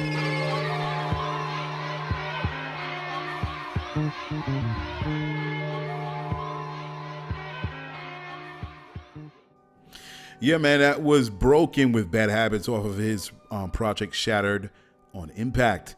And right up following this brother was Rich P playing again his song Not Real. Yeah, man. Yeah, I love playing music. Yeah, so I really dig that Rich P song. It's always good to hear. Again, you can check out his profile on my IG account. I have the link on my IG. All right, so before we continue and leave you guys off with the final segment, we're going to get into news you need to know. Let's get to it. Ladies and gentlemen, around the world and right in your neighborhood, it's the news you need to know. Scientists regenerated mouse optic nerves. In the pages of the Bible, prophets have given sight to the blind.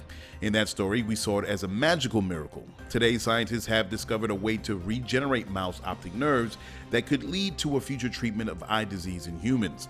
As everyone knows, full-grown eye nerves lose their ability to regenerate after injury or disease. Years of research paid off with the studies and tests done through the eyes of mice.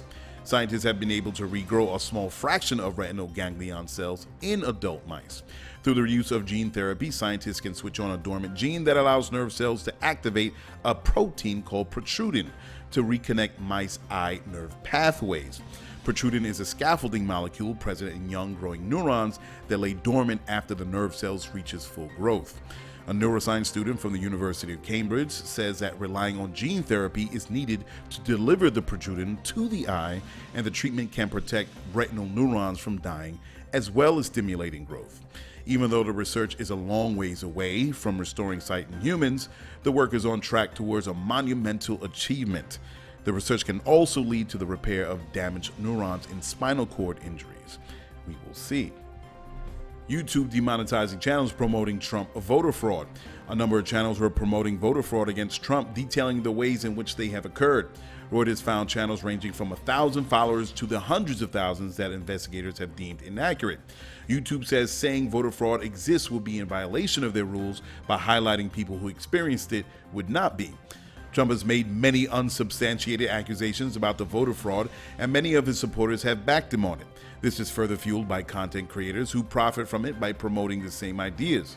One content creator was saying wagons, suitcases, and coolers were being used to smuggle in ballots. 3 news outlets looked into the claim and found out the identified items were used to carry in food for workers and camera equipment for a local TV station. False information has also been spread by one American news network as well. Some people are taking advantage of the rumors, and YouTube is continuing to capture channels in violation so they can be demonetized immediately. And that is the news you need to know. All right, guys. I got one last segment to talk about. So this is a late one, man. I know this is a late one. Probably you guys haven't seen it yet, but I wanted to review a movie that was on HBO, and I said I was going to do it, but I just didn't have a chance because I was doing the moving thing and other life things were going on. So I finally had an opportunity to write a review on it. And this joint is called Raised by Wolves. I had to do a review because there are some other people that I watch. They're movie critics. I'm not a movie critic. I just critique on what I see. And I really believe in this one woman, Grace Randolph. She's a movie critic, and she hits the nail on the head all the time when it comes to reviewing movies and also what's going on behind the scenes, behind the camera, and the executive offices, who's going to be the next actor or actress on the next project, why the next project didn't work, why did it fall off, why it is happening, what great collaborations can happen with movie studios and other movie studios. Like, she really, she's into her shit, man. She's into her shit. But then there are things that I just disagree on, and that's very rare. I can count it on my hand. So she did a review, and I wasn't too crazy about it, the review. So that's why I was like, you know what? Let me just do my own review, because I've done movie reviews on here before. And like I said, I'm not a movie critic, but I know what I like and I know what I dislike. And sometimes I can second guess myself when I listen to a professional like Grace Randolph. But then I'm like, you know what? Just go with your gut. Go with what you know. I watch movies too. I've been watching movies for a long time. I have my favorites, and I know what I like and know what I don't like. And I get it wrong too, because they're corny ass movies that people hate and I love. That's just my, what do you call it? Your what was it? There's something sin. Your secret sin, or whatever they call it. I don't know what they call it. I forget. Anyway, what was a movie that I like that a lot of people don't like? The movies where it's the bugs in outer space. And it was hokey, but whatever. Anyway, I liked Werewolf in London. That was another movie I liked. I liked Werewolf in London. I liked corny movies. I didn't think I was going to like Half Baked. I really love Half Baked. So I do like corny movies. I like slapstick movies.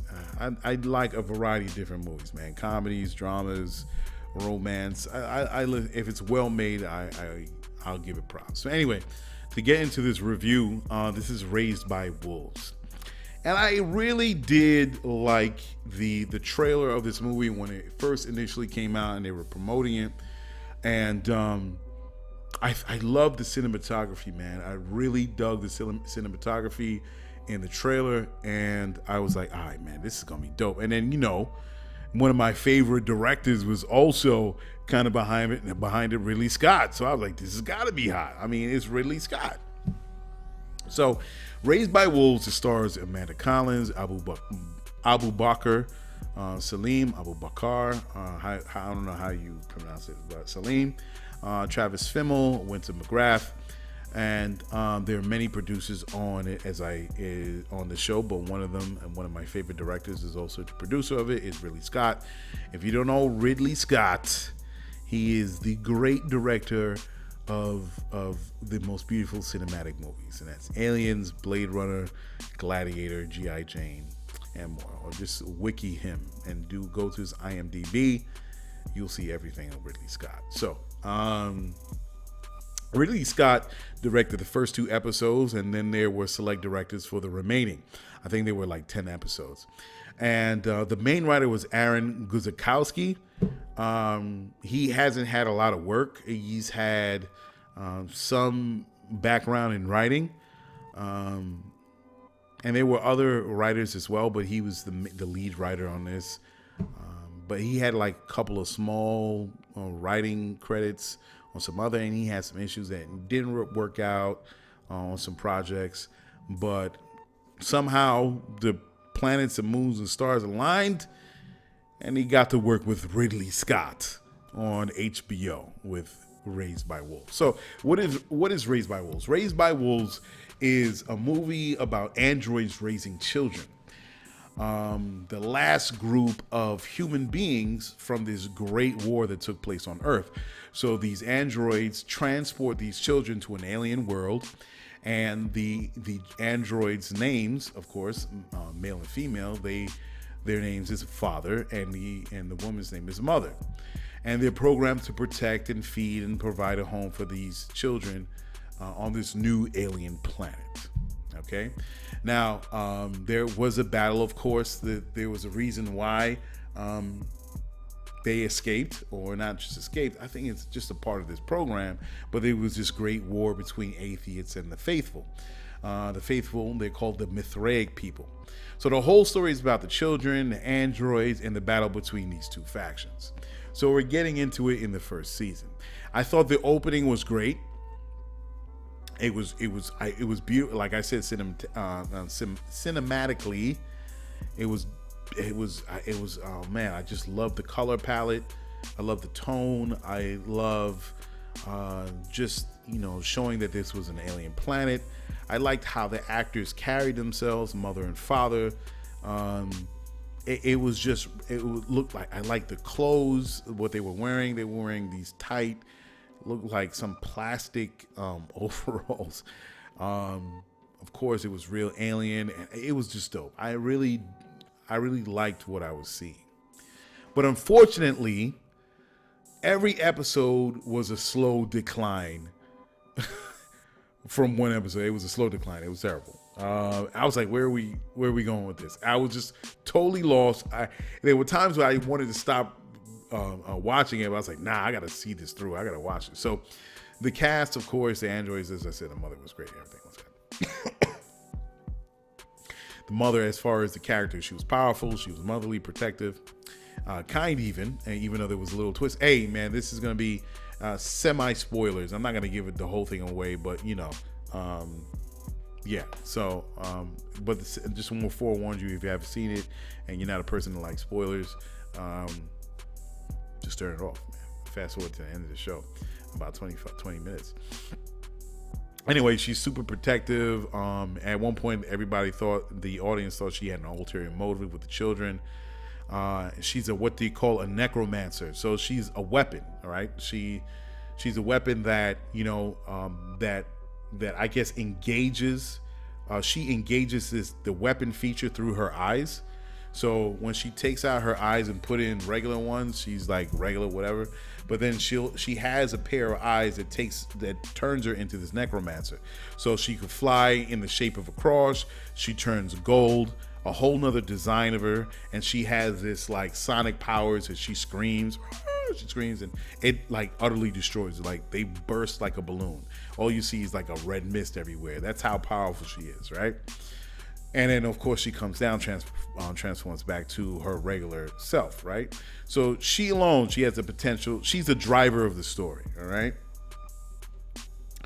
But at the same time, she betrayed herself as such a powerful character, or the way the writer wrote this. I keep on Guzikowski, or where the Guzikowski wrote Mother. So, all right, let's start off with Father. This is my issue.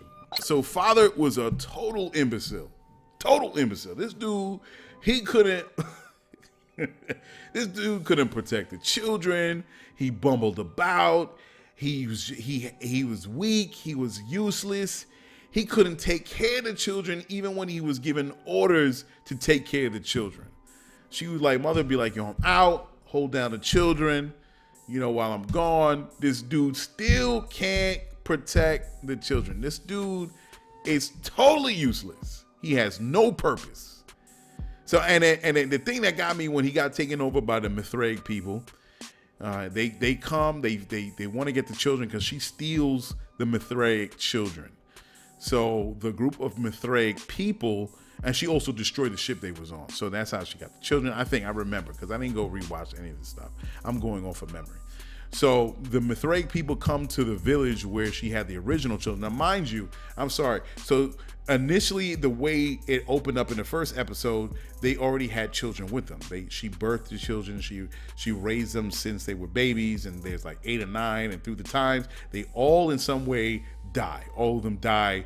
All the children are gone. The mother and father initially raised, and then of course they have no purpose. So all of a sudden, the Mithraic people. And one survived. One survived, and that was by the kid. The actor's name is Winter McGrath. I forgot the kid's name. All right. But yeah, they're raising him solely, and then the Mithraic people come. She steals the Mithraic children, and now she's raising these children as the new lot. All right. So anyway, the Mithraic people need to get the children back. They go and get the children. They, find a village. The mother went off of some wild goose chase. They find the children. Father gets like shot up, whatever, done off, right? And so they reprogram Father and to be a servant. And then, through this reprogramming, he has this little tick. The audience sees that his pointer finger on his left hand ticks, whatever. So this dude is so useless and so powerless. Marcus, the guy that's the leader of the Mithraic people sees a tick on it that's happening on his finger, and with him like tapping every time he holds a cup, or his hands, his pointer finger just taps things. It's like crazy. So Marcus sees it because he's frustrated because something happened and rips the finger off of father's hand like it was a breadstick. Just he's like, I'm tired of you. Rips the finger off. Dude is totally useless. If he was supposed to be strong, he ain't strong, because this dude without breaking a sweat just rips the finger off and tosses the finger. I'm like, what? So, I don't know what the purpose is in the storyline. I don't know what's his purpose. All he tells is jokes. Even at the end, when mother was distracted by what she was seeing at the end, and she goes to a forest, father notices that there's something that's running through the dark that's heading towards mother. So I figured, even after all this, and this is towards the end, like, okay, my man is finally gonna have this moment. This is it, where he's gonna protect mother. He can't protect the kids. He can't protect mother. Mother can take care of herself because she's a freaking colossus weapon, right? So she can take care of us. She don't even need him. And I'm gonna get to the there's a sex part. So he doesn't even have a moment with mother, like, they're together. They start out as just, they're nicknamed mother and father, but they're just there to raise the children. And then you find out later that, is it possible, could they, the story goes, could they be together? No, it doesn't happen, right? So she goes off on her thing. At this point, she's pregnant. And I'm fast forwarding at the end. She's pregnant. And this dude is tight. He's in the forest, sees something going for mother, right? He's running up on mother. Mother doesn't even notice. So I'm thinking this guy is finally going to have his moment. Hell nah. Mother turns around at the last minute and rips this alien apart. And then he gets there too late. And I'm like, damn, this brother can't even get like a saved scene. I'm like, damn, bro. They be playing this black. And mind you, father is black, right? So I'm like, and that's why I was saying all this, because they usually be playing black actors, man. They be playing them hard. By this, they wrote this dude as this totally inept, right? So anyway, so even before that, before she's pregnant and she's having this dream state or whatever like that, she's pregnant because, all right, just to back up a little, just to say a little bit of that story. So she destroys the Mithraic ship. It breaks up in pieces. And I believe this is right. She finds this pod, right? I guess it's a part of the Mithraic ship. She finds this pod where she can lie in and connect herself to see, like, I guess to read the information or get the knowledge of whatever data that's from the ship. And it turns out that she sees her creator in this pod, like digitally, right? So she's trying to go back to the old data banks of when she was created by the creator. So in this moment, in this digital dream, she finds out that she has a secret mission, that she has another purpose. And her purpose is not just to raise the children that she was programmed to raise, but she was really also there to have her own life. She was there to mother her own children, have her own baby. She was designed for that. She's totally taken by that. She was like, how does it happen? Now, digitally, she's like talking with the creator. So I think that the creator is going to be like, all right, this is really what your purpose is. Go ahead and have this kid with father, right? Mother, father. No, that doesn't happen. So she has this digital escapade with the creator. It's the only sex scene in the movie, right? In this whole series. It's the only one. No, there's another one, but this is like the main one. So she has this tryst, this escapade with the creator, right? Digitally. And I guess it triggers something in her. She gets pregnant. All right. So obviously, I guess this was some program that triggered something in her. And all of a sudden, she starts to grow her own life. She becomes pregnant. So now, because of that, and then when she finally meets back up with father get tight. So father was like, what? You go ahead and have a baby with... Nah, I thought, what about me? So the writer is writing this in like this dude is tight because of the fact that she didn't jump off with him. Like he's like, then what am I here? And he's actually saying this like, yeah, like what am I here for? Like I have no purpose. I'm totally useless to you. I'm out. So this dude runs off into the woods, Like, he had this temper tantrum. I'm like, I'm out of here. He runs off into the woods and he's having this moment. And now he's thinking to himself, man, if I'm totally useless to the children, I'm totally useless to mother. I'm like, oh my God, where is he going with this? Is he thinking what I think he's thinking? I'm thinking he's going to off himself, right? No, he doesn't do that. It's almost worse.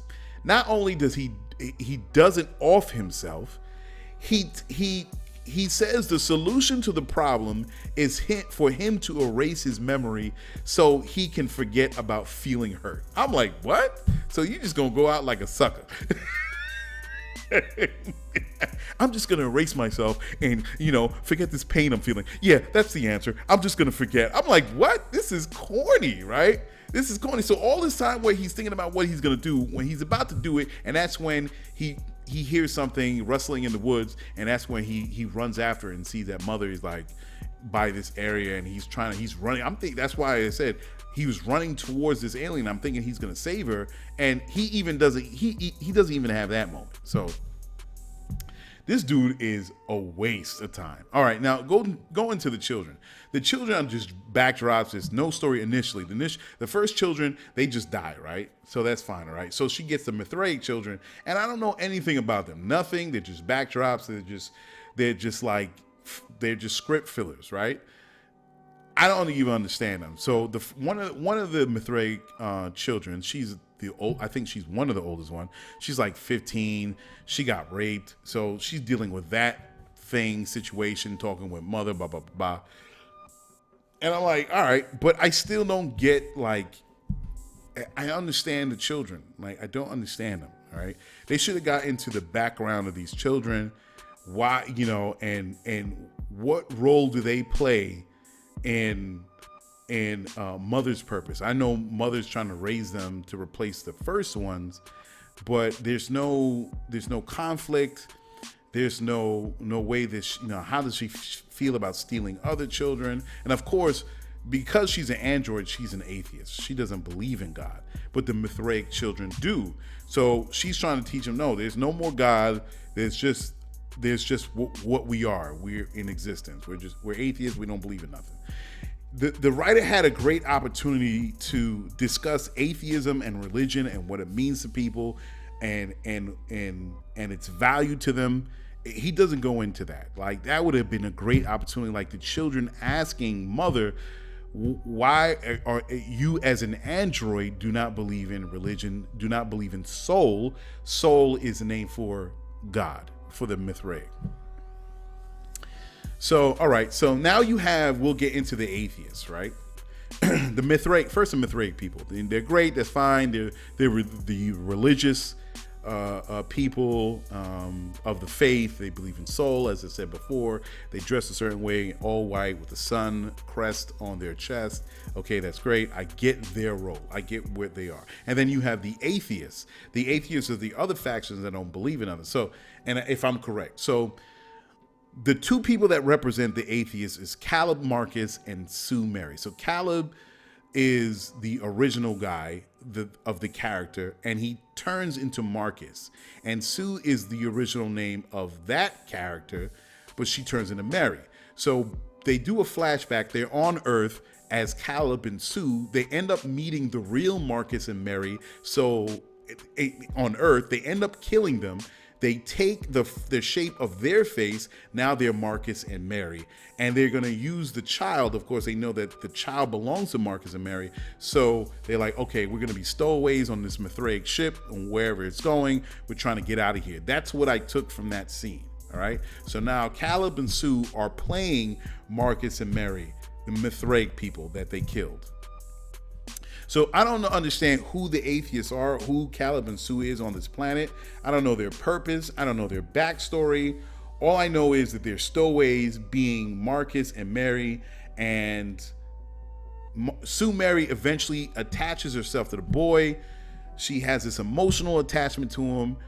This dude wants to just bounce. He's like, yo, I'm just trying to get where I'm going, wherever they're trying to go. I don't know where it's not like there's another ship. So I'm like, okay, all right. She gets attached to the boy. He's like, yo, whatever, I'm on this thing. And we're going to leave him. So they have this discussion, what they're going to do with this little boy that thinks that this is their mother and father, and they're not.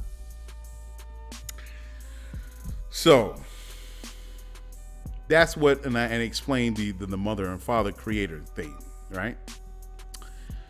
So, all right, so we get that. And towards the end, so let me get to the end of this. So at the very end, she's gone full term with the pregnancy. Sue Mary does tests on her and finds out that this baby is not what everybody thinks is going to be, or this, what do you call it? Yeah, I'm drawing the blank for the unborn. Anyway, Sue Mary does these tests on mother and finds out that this unborn is not what they think it's going to be. So they're like, oh my God. And then, mother's off someplace else because she got the results when mother took off. So it's at this point that Caleb Marcus, I'm joining because his real name is Caleb, the original character. Now he's playing Marcus, a Mithraic guy. So he gets found out by the Mithraic, and the Mithraic people was like, oh yeah, you're a fake, you're not really Marcus. Marcus wouldn't act like that. And they let him force drink some kind of a liquid. So he goes nuts and he goes off on a tangent and he walks off trying to find Sue Mary. So mother and the new children partner with Sue Mary. Sue Mary now has become some sort of midwife for the android. Like at first they were evil and then find out the mother's pregnant. He said, oh, let me help you. So now she's his midwife. As I said before, they discover something strange about the pregnancy, and she has to run after mother and tell her, hey, what's going on. At that point, the little boy, I don't know how the little boy found out that this person, Mary, was not his mother. And he shoots the mother in the stomach. She becomes incapacitated. I'm like, how'd the boy find out? I still don't know how to. Maybe I tuned out or something. So then the father, right, Caleb Marcus, is still on his way to them or somehow, right? So now mother is delirious at this point, right? So she can't save mother because she got shot in the stomach. She can't do nothing. Mother's delirious with the baby, and she starts to give birth. She walks into this cave, and she starts throwing up white blood, whatever she's throwing up. Of course, that's of course it's ode to aliens because Ridley Scott loves androids, right? So because all the androids in his movies, their blood is white. So she starts throwing up like white blood or whatever white liquid, and she begins to have this baby right then and there. This baby is not a baby. It turns out it's an oversized, gigantic serpent leech. What? It comes out of her as a gigantic serpent leech, and you see all the little teeth like in a row, in a circular row, and it's flying. I'm like, what? Why? What kind of artsy fartsy? What? It was so corny. I was like, why is this happening? And that's when father comes in, right? He can't even save her, of course. He just, I don't know how he comes in, right? So he grabs mother and saying, we got to get out of here. This creature is dangerous. They jump on the ship, the only ship that they had to be on the planet, and they decide to head through the planet through one of those massive holes. Like throughout the whole show, there are these massive holes all over the place. And it's like an endless hole. And some of these, they're creatures that was trying to kill mother, walk up behind her, run up behind her. They're all over the place. So some of them go in this hole. So to a certain degree. Anyway, they send the ship down into this never-ending hole. And it turns out this hole goes all the way through the planet. So they're passing through the core of the planet that's super hot, and they think they can, and that's when the serpent is following them, or either like try to land. I forget. I think either it tried to attach itself to the ship or it was following. So they go through the core of the planet. They think it burns to hell, right? Because they're going through the core of the planet. They end up on the other side of the planet. Crash the ship. They get out. They run. They got to be out. Yo, just got to be out. Keep it moving. So you think it's over, right? No, the worm survives and it flies off to somewhere. I'm like, what the fuck? Wait, what? Oh my God, it was so corny. And then, of course, I forgot about the rock. So Mithraic, when they first land on the ship, they find this structure that looks like a rock, and it's in the middle of the desert. There's no water. They're like stressed out, and all of a sudden, and then it's like hot during the day and super cold during the night. But this rock generates its own heat, so everybody, all the Mithraic people, kind of huddle up under the rock to get heat so they can survive the night. What's this rock? We don't know. Who created it? We don't know. What does it mean to them? Because they're thinking it's some sign from Sol. We don't know. What's the hell is this rock or the structure's significance? We don't know. Trash. Nothing explains this alien structure. Nothing. So overall, I think this movie was a missed opportunity to have a discussion about religion, atheism, life, etc. The story of the Mithraic, the atheist, mother and father's relationship to each other and the children. It was a missed opportunity to talk about religion, why we're atheists, why did this war happen, what set off this war, and the relationship of the family, the androids, the children, the fighting factions, all these viewpoints. It could have been a heavy story in all of these viewpoints to make a great show. All of this could have been like profound discussion on the faithful and people who don't believe in religion. Like, what's the connection? All of it. The writing was great. The writing was leading to something that was great, but it was shallow. It lacked nuance. It lacked depth. It didn't weave any of these stories to get together to make a compelling story for the public to watch. It was a missed opportunity. Now, religion is a hot topic amongst us anyway. I think in a society that's slowly becoming more atheist and they're, practical users of science, as people believe in science more so religion. Some say that science is becoming the new religion. I thought it was a great way to kind of touch on those subjects. Do we need it? Is religion the faith for the people who lack knowledge? Some people say that, back in the day, did he walk on water? And you find out, nah, this really happened. And you kind of explain it away through science. So is religion for people who lack knowledge of the material world and the sciences of government? I mean, all these questions Aaron Guzikowski, he could have asked, but he missed it. It was all surface. He had a great piece of work, and it was just such a missed opportunity, man. He teased us with all these interactions, with all these players, with all these hot topics, but it was like he didn't really lock himself away in a cabin somewhere to really get into the meat potatoes of these topics, man. And, man, I don't understand how Ridley Scott didn't let me help you out with this. Know some people to just give a little bit more heft to the story, and he didn't.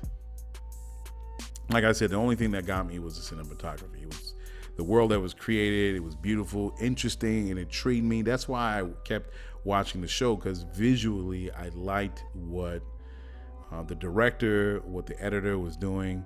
And it got renewed for another season. But I don't know if I got to watch it again. I don't know. If they don't really take the time out to kind of really hash out the characters and the story, I can't see how this can go on for another season. It lost me. I struggled towards the last few episodes just so I can see where it was going. And if I have to struggle to watch something, struggle to the point where I lost my attention and I had to keep rewinding it. I'm like, okay, what did he say again? So I was struggling in the last few episodes, and I got to it, and of course my eyes opened up wide when she gave birth to this freaking leech. I'm like, what are we doing here? It was like a bad NYU student and a film student that was doing his own short for his teacher for his project. That's what it looked. It was like a bad film story by some NYU student. It was just trash. All this flimsy symbolisms that could have been dope symbolism and leading into the story, but oh my God. And that is Raised by Wolves. I don't even know why he calls the movie Raised by Wolves. But Grace, hey, maybe I missed the whole thing, but Grace thought it was cool. Grace Randolph from the YouTube lady. I didn't like it at all, man. And I made my comment. A couple people didn't like it as well, and I'm like, yo, this is so trash. Hey, if you want to see it, please go ahead. See, this is on HBOMax. Check it out. Give your analysis on this film, especially to the film buffs. I like watching movies, and I watch a ton of movies, even the ones that people would not normally watch, because I like watching scripts or seeing how scripts turn out. I really like I like indie films. You know what I mean? I'll watch the eye candy movies like the Transformers and John Wick and all that stuff, but I like watching indie movies because I like art, man. I like complex art done through film, and this one missed me. Oh my God. Anyway, so that's my take on Raised by Wolves. He needs help. He needs Guzikowski, whatever his name is. He needs help. All right, guys, I'm going to get out of here. I think the show is like 2 hours long. So what a show to start out on a comeback, right? After 2 weeks, a 2-hour show. So break it up if you can. Break it up. That's how I do mine. If I know somebody got a podcast that's like in one particular episode, it's like 2.5 hours, I'll listen to it, when I'm going to work or I'm coming home, like preparing dinner. And it takes me a week to at least devour the whole, or to take in the whole 2-hour podcast thing and say I watched it. So probably the next one will be short and sweet, so it doesn't seem like you guys got to catch up on another 2-hour joint. There was so much that needed to be said. All right, so thank you guys for listening. Check this out. Definitely, I'm having the New York online, New York Tech, and I'm bugging. I'm sorry, even for the New York Tech folk that's listening to this show right now, that is saying why this guy don't know the name of this damn event that he's doing. So anyway, so as you guys know already, I'm doing the Tech Day that's in New York, LA, and London. But unfortunately, it was supposed to be at it got canceled because of COVID. It was going to be at Jacob Javits. It's one of the largest startup tech events in New York. A lot of people show up for that. So because of COVID, it got moved to online, and it's a 3-day event where people just talk to each other, meet investors, talk to people that you want to make partners, and all that good stuff. It's a great place to meet people, online. So I'm doing that next week. So if you guys want to be involved, just check it out. It'd be great if you are a founder, or if you have a startup, whatever the case may be, you have a business already, you're an investor. It's great to be a part of that, and you can be a part of it. Just join. Go to techday.com. You know what? Yo, my bad, Anna. My bad. Anna is one of the people I talk to, correspond with as far as what's going on for the show. So if you're interested, just to check things out, go to techdayhq.com, techdayhq.com. It's Tech Day online from November 17th to 19th. If you want to join and just see great companies, network with people, see, educate yourself about new startups, providing innovative services and products, it's great to be a part of it. So go to techdayhq.com. Also go to Lyfeblood.com. Of course, I'm going to be there. I'm one of the exhibitors. And be a lifer, man. Join up, whatever your passion is, and share $1 with each other so we can start building, and as I say, and as I always say, a decentralized way of providing monies or setting up a financial network or system, an infrastructure where we can support each other as individuals or as a community. If anybody wants to know what I'm doing with this Millions for Freedom march, please hit me up. And this is responsive what Trump is doing. Hit me up at millionsforfreedom76@gmail.com. And let's organize something. It's going to be for everybody. We're going to outshow these folks and let them know that this is a new America that we're creating. We're not going back. We're not going back. We are not going back. Thank you guys for listening. As I said, join Lyfeblood.com. Reach out to me. And let's build this community the way it should be. All right. I'll see you guys next week. Peace. sharp. Check it. You just listened to GCOM Radio, powered by Lyfeblood.com. For the global community, we worldwide, baby. See you in the next go-round. From right here to your town, we out.